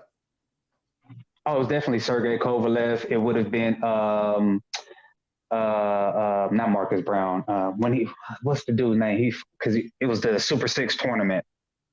That's my whole point. That tournament for me was Andre Ward's legacy. Absolutely. What I'm saying? Not who he fought in the tournament, the fact that he fought that tournament and did it in the fashion that he did and came out on top. See, I watched that boy on the stool. Huh? I said all the best fighters fought in that Super 6 tournament. Well, all I'm saying is those are like Kovalev, I wouldn't consider him a legacy fighter, right? What? Okay. I just wouldn't. I don't really have it for him like that. You understand? When I think of legacy fighters, I'm talking about dudes on the level of a Sugar Ray Leonard, a Thomas Hearns. You understand what I'm saying? I'm talking about dudes on the level of a Marvin Hagler. And to me, you understand what I'm saying? There's a certain grit that comes out. Like when Andre Ward did his thing in that tournament, there was a point where he was on that motherfucking stool and he had to dig for something, man, that's really not physical. And they was in his corner, in his ear. You understand what I'm saying? And like, yo, listen, man, but he broke. Hey, brother, I don't mean to stop your beat, but I gotta touch on something. So we were speaking at that weight of him going up to 140 to fight Mario Barrios. Absolutely, it wasn't him going up 2 weight classes. It was 1 weight class. Like I said, he fought Yuriorkis Gamboa at 135, and he fought Mario Barrios at 35. Both them guys he fought at 35. He didn't fight him at 130. He fought him at 35. He had been campaigning at 35. See, that was the thing. They were saying that was his previous fight to that fight at 130? No. Prior to that, let me go back. Hold on.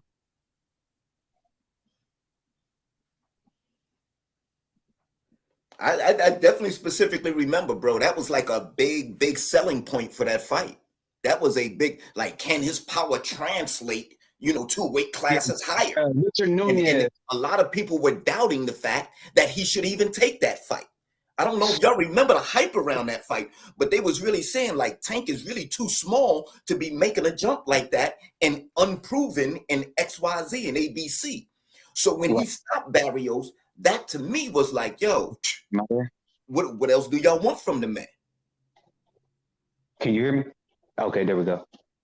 No. Prior to that, his last fight at 30 was against Richard Nunez. Um, he fought Barrios at 40. See, the problem was Barrios was saying he was having trouble fighting at 140, and Mario Barrios is 5'10". So that was the big discrepancy was the size.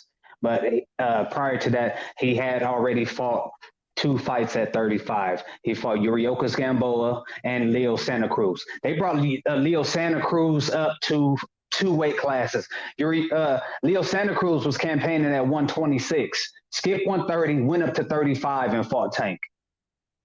That was the legit 2 weight pull that they brought up for the Tank fight.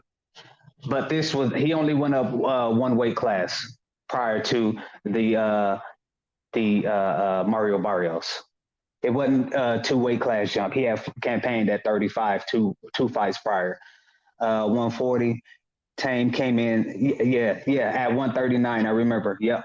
Mm-hmm. But hell of a fighter. Like I said, generational talent. But he don't have a legacy fight.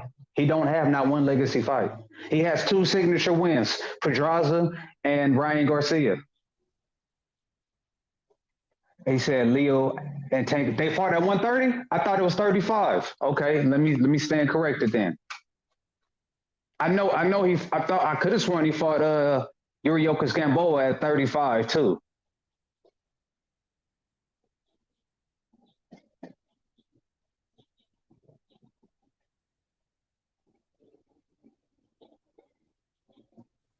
I mean, I can't, I can't lie and be like, I remember exact, numbers and all of that from them fights. I look more at man, what happens in that fight, bro. I look at more like in Tank has had to dig down in more of his fights than most of the dudes that they trying to put in there with him. You understand? And I firmly believe, like, before you start throwing it, because it's like throwing dudes to the wolves, man. Rolly Romero was stupid as hell to take that fight. Ryan Garcia, stupid as hell to take that fight. Neither one of them was ready. You understand? Like, the level that Tank displays, bro, that this is something different about him as a fighter. And that's my point, bro. Like you have to really watch how he does what he does, and then you'll understand, man, that boy is legacy within himself.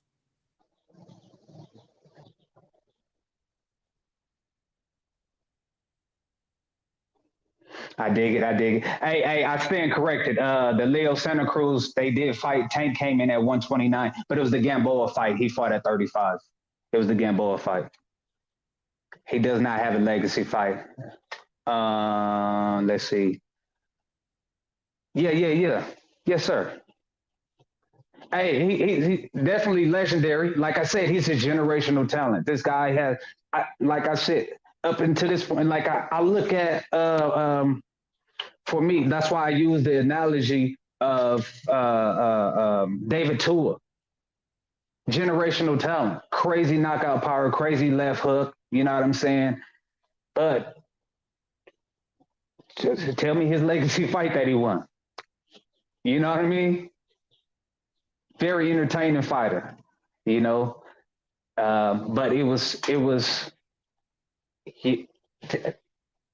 I believe Tank has the ability to be a legacy fighter, you know what I mean, to win some legacy fights. But it's the way that the Mayweather camp has campaigned him.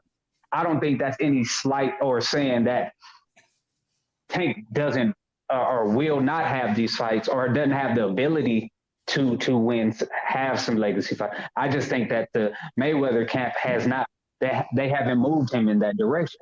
So thus far, and like I said, he's 3 years further in his career than the Devin Haney. He should have at least one legacy fight on his resume. Tank, going to be 28 this year? He should have a legacy fight.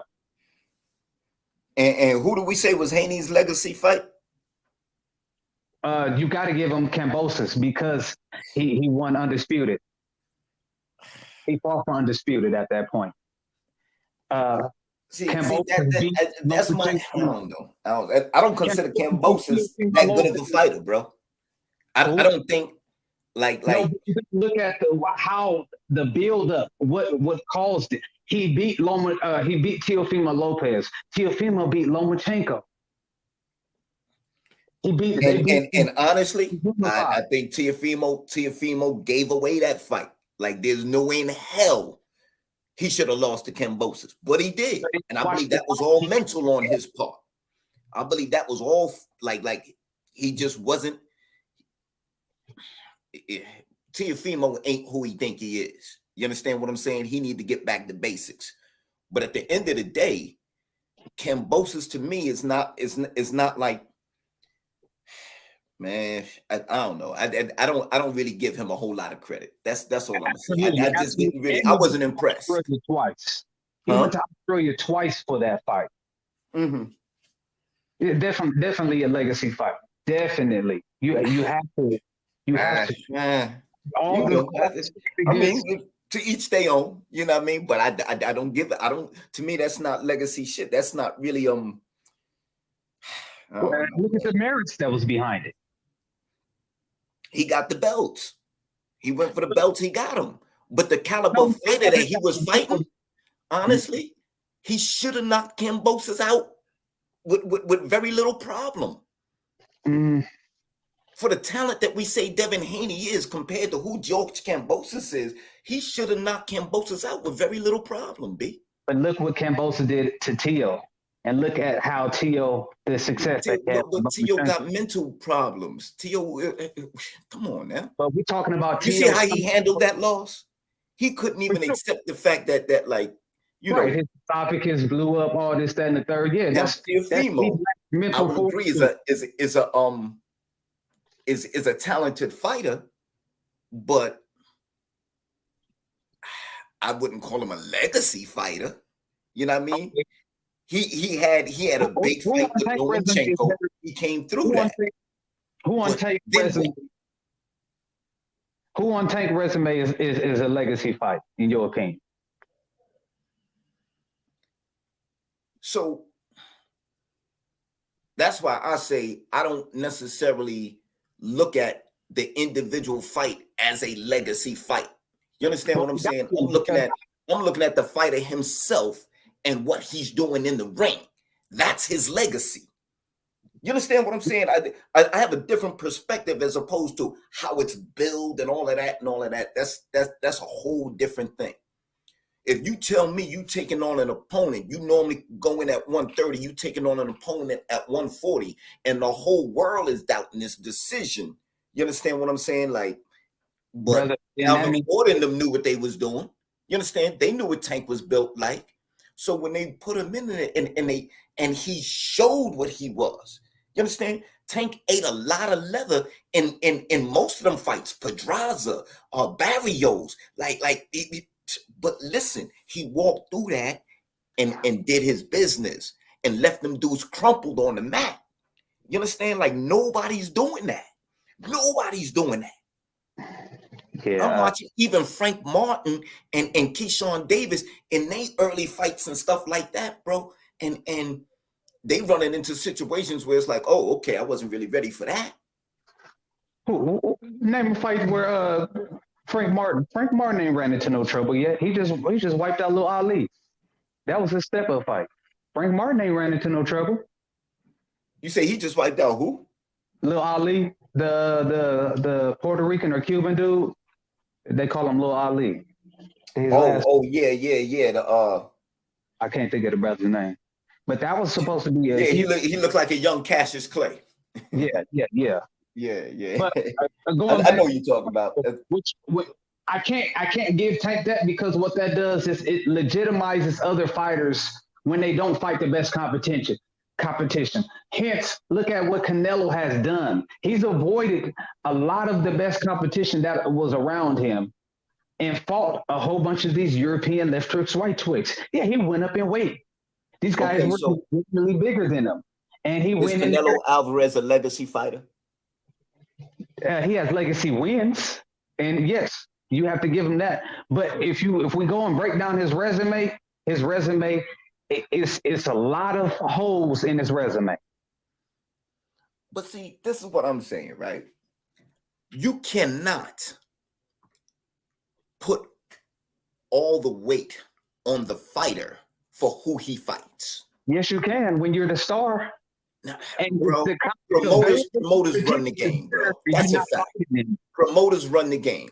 Most fighters are just fighters. They're not the business people at the head of what's happening, right? So you have your manager, you got your promoters, and you got trainers. Everybody's trying to eat, right? And so the fighter, although he really is the CEO, he gets kind of lost in the shuffle.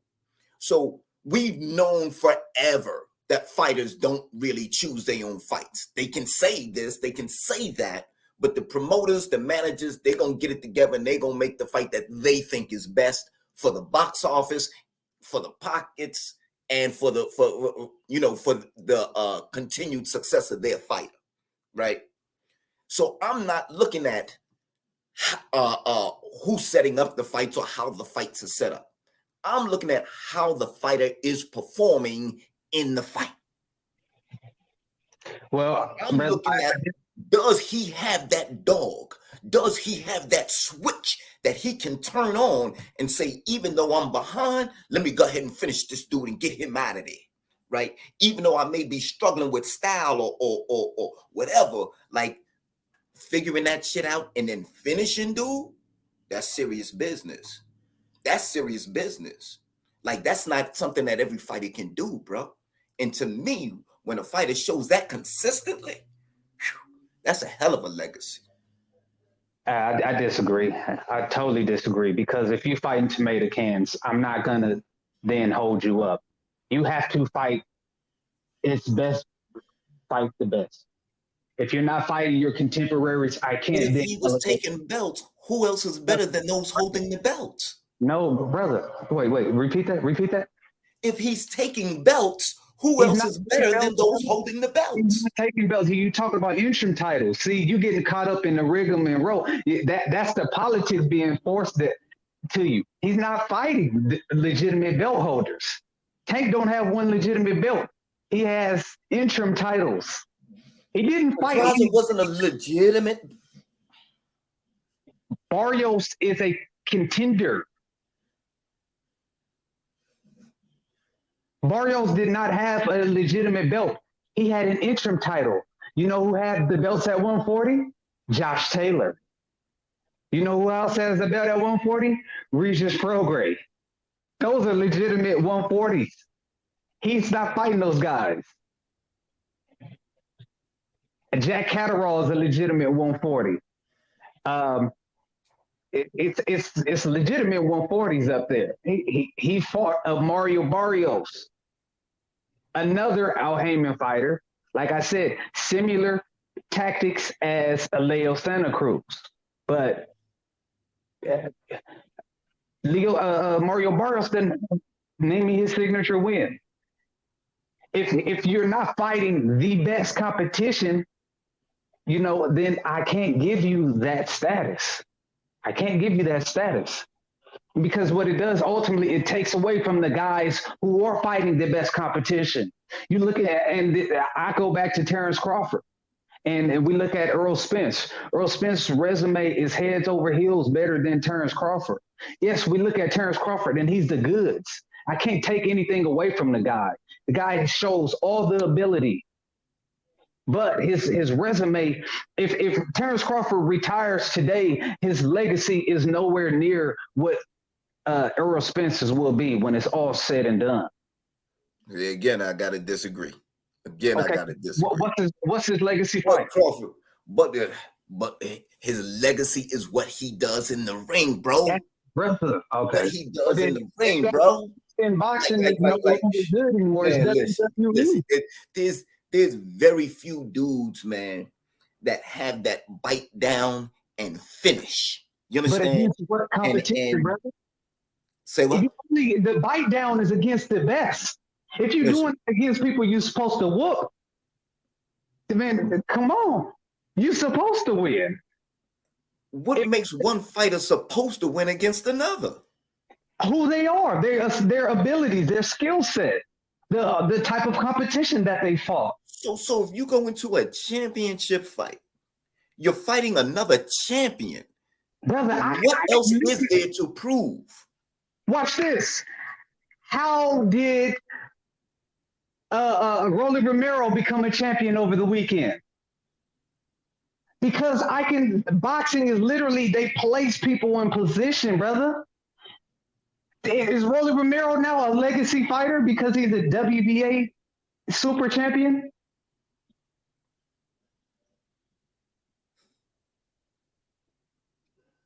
So what we're saying is that this is not a legacy, right? Holding multiple world championships in 3 weight classes, including the WBA regular lightweight title since 2019, the IBF super featherweight title in 2017, WBA super featherweight title twice between 2018 and 2021, and the WBA regular super lightweight title in 2021. So that doesn't constitute a legacy, bro? I think I missed you a little bit. Can you repeat that, brother? I want to make sure. Okay. He has held multiple world championships in 3 weight classes, including the WBA regular lightweight title 2019, the IBF super featherweight title 2017, WBA super featherweight title twice between 2018 and 2021, and the WBA regular super lightweight title in 2021. This is not a legacy. No, it's not, because oh my goodness, bro. I don't know what more you want from a fighter, bro. Brother, because belts are vacant. This fight right over the weekend, last weekend, they fought for a vacant belt. All it takes is for a promoter to have the means to push their fighter forward and put them in position to fight for that belt. That's all it takes. It's not a legitimate ranking system where the best are fighting the best. Then there is no such thing as a level playing field. Absolutely. There's no such thing as a level playing field. It's going to always be subjective. It's going to always be subjective. You can't even measure it objectively. I'm standing firmly in that, because the UFC doesn't have that problem. The UFC is the best fighting the best. The NBA, the NFL, all of the best teams play each other. Boxing is this sport where the best don't go against each other, because the politics is beating out that. I'm going to maneuver my fighter because I got the juice in position to get this belt. I'm going to avoid the best competition around, and we go parlay this. We go politic this. I do understand that there's a difference between how the UFC is set up and how boxing is set up, right? I do. Because the UFC is a league. The UFC is a league, and basically it's almost a franchise, and the fighters are like, it's set up kind of like the NFL and Major League Baseball and all of that. It's one governing body. The players themselves literally kind of work for the league, right? So they're under a certain kind of contract, whereas fighters in the boxing game are literally considered CEOs of their own company, responsible for their own negotiations, right? It's not a league. They're not franchised out. You know what I mean? So they're operating pretty much on their own premise, right? The problem is that most fighters are not good businessmen, right? So they have people in place to handle that part of the game for them. If these people are making decisions that are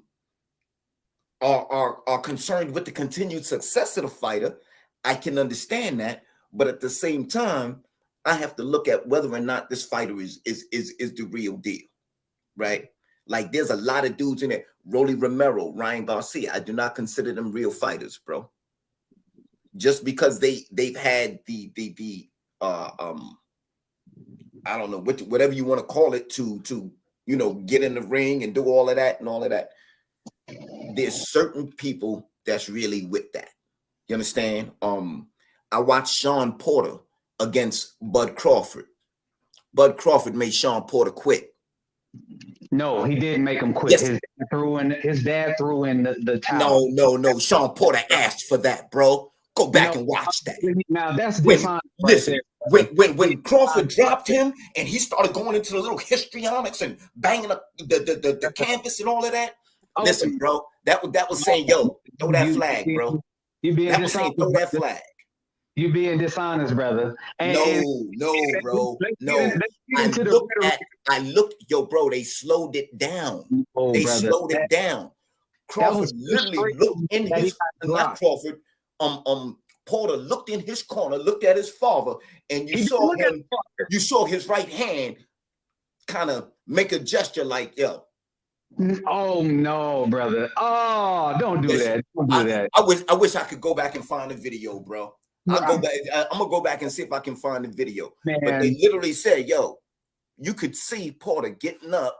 He banged the car, he banged the canvas, all that. Looked at his and all that. Frustration. You see, come on, man. He got up for the count. He went over at the corner and saw his father waving the white flag and throwing in the towel. And he yelled at his father, "No, what are you doing?" He quit, bro. No. He quit. No, I totally disagree with that. I totally disagree. He quit. But I watched that closely. Man. He was getting frustrated because Crawford started putting. Listen, they told Crawford he was behind, and Crawford said, "What? He getting me?" And that's when he turned it up on Porter. And once he started turning it up on Porter, Porter started saying, "I can't do this. I can't finish this." Go back and watch that fight, bro. Oh, brother, I've watched that fight about 8 times. I studied this boxing, like I said. So that's what I know. I watched it happen. I watched it happen. I watched his will literally leave him, bro. His will to continue left him. I watched it. Yeah. Okay. Well, we in disagreement with that. You know, like I said, and you know, it'll be that. You know, that's the thing about this boxing thing. You know what I'm saying? Yeah. But it's gonna be subjective like that. Yeah, it's subjective because it's all personal based and you know like that. So, but you know, it's fun. It's fun. But it just come down to this. What you were saying, the boxers being their own, essentially being CEOs. That's incorrect too, brother. Because there's only a select few boxers who are actually self-proprietors, where they are signed to themselves per se. Most boxers are signed to a major promotional company, and they don't have say so when it comes to them getting in the negotiations. In most cases, depending. Understand what I'm saying, bro? Hold on. When they go into those contracts with those promotional companies, they're doing so as a CEO, right? They're not doing so as an employee. They're doing so as an independent. My point, brother. I'm sorry. Go ahead, bro. Yeah. What I was saying is these promotional companies, in a lot of cases, are navigating and maneuvering and keeping these certain fights from happening.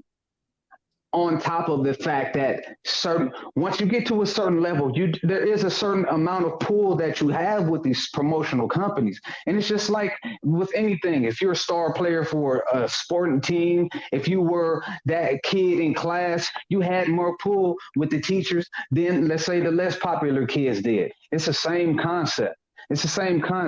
When you are a major contributor for that company, you have more pull.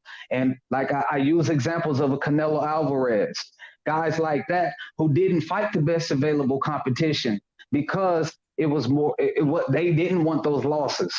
You look at the fact that Boo Andrade, Demetrius Andrade was around and still is around. He never wanted to take that fight. Both the Charlos were the mandatory for him. You know what I'm saying? He's always had guys at his level. David Benavidez has been right there. He doesn't want to fight these guys. Why? Because he could lose legitimately to these guys. Now, not taking away the fact that he does have legacy wins, beating Miguel Cotto, you know what I'm saying? Fighting Edislan de Lara. Guys like that. So he does have legacy wins on his resume, but he didn't fight all of the best competition at his peak. So let me just make something clear right here, right? From a business standpoint, the boxer is in the same position as the recording artist, right?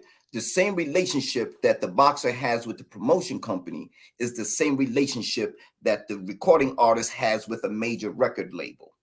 That is to say that the boxer can actually choose not to work with a major promoter. He can choose to be his own promoter, like we saw Floyd Mayweather turn to, right? The boxer is the CEO of his own company, bro.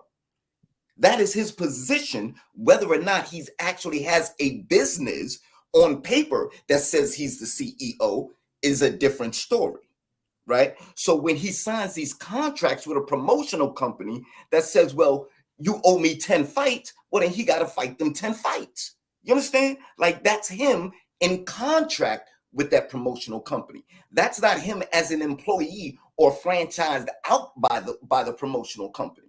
The promotional companies are not a league in themselves, right? They don't pay salaries, right? They pay a portion of the proceeds from the gate.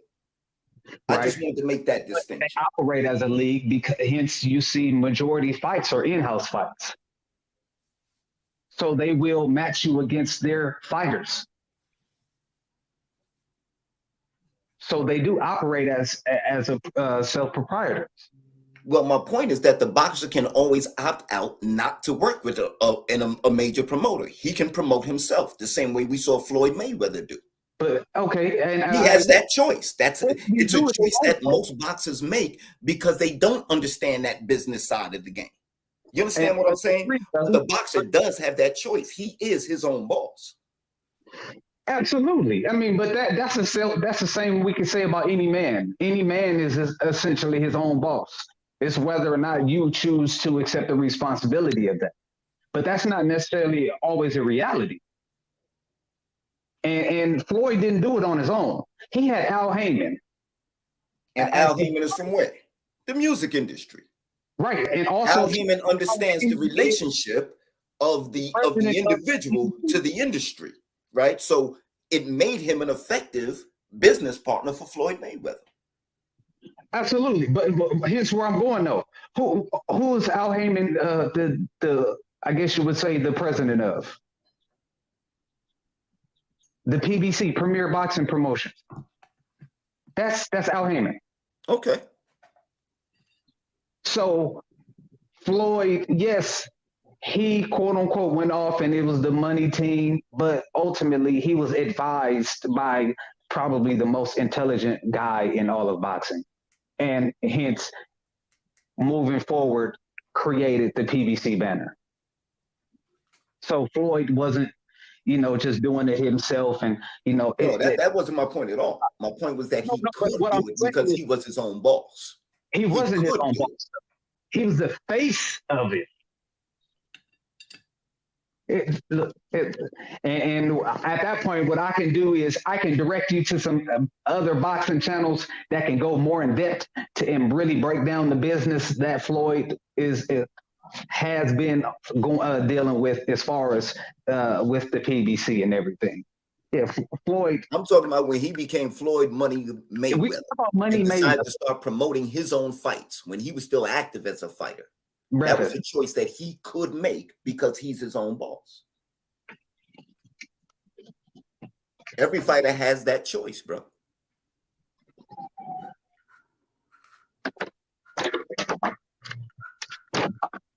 And I'm in agreement. Everybody has that choice, but ultimately, it's going back to Tank Davis. Tank Davis does not have a legacy win. He's a generational talent. I believe once he fights, one of the three horsemen, that will be a legacy fight right there. But until then, he's just an entertainer. He's fun to watch. It's going to be explosiveness if he lands that left or that right hook. So entertainer fighter. Educated, high intellect in the ring, great power, but doesn't have a career-defining win yet. when, like I said, when you fight, for you to be touted as a legacy fighter, you have to have faced the competition, the best of the competition. And he hasn't done that yet. But man, we're gonna wrap this thing up. I've been rocking out for 2 hours. I gotta get to the fam.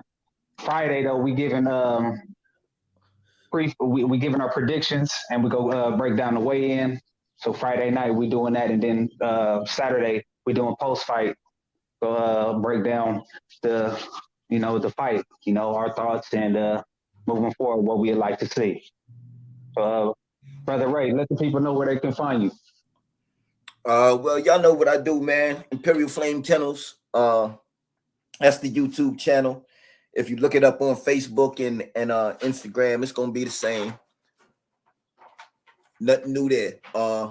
Keep a lookout. We are gonna be getting a little bit deeper into some of the politics of the day. So that Keep the Heat media channel is gonna be coming. So keep a lookout for that as well. Yes, sir. Hey, man, I appreciate you jumping on here. I love the Discord. You know what I'm saying? I love the, go back and forth, especially on the box. Yes, sir. The dialogue is beautiful, bro. I love it. The energy is good. Hey, I got to have you back.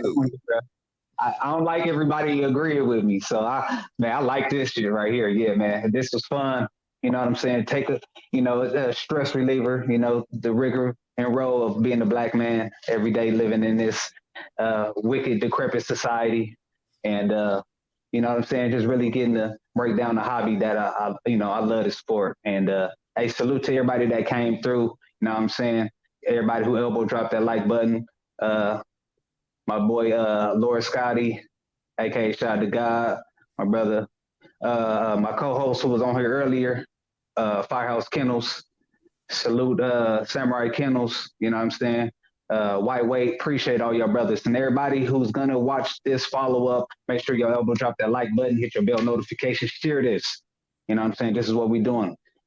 This boxing thing right here, this is a warrior sport, this tapping into that masculinity. Love all y'all. We out. Peace. Catch y'all Friday.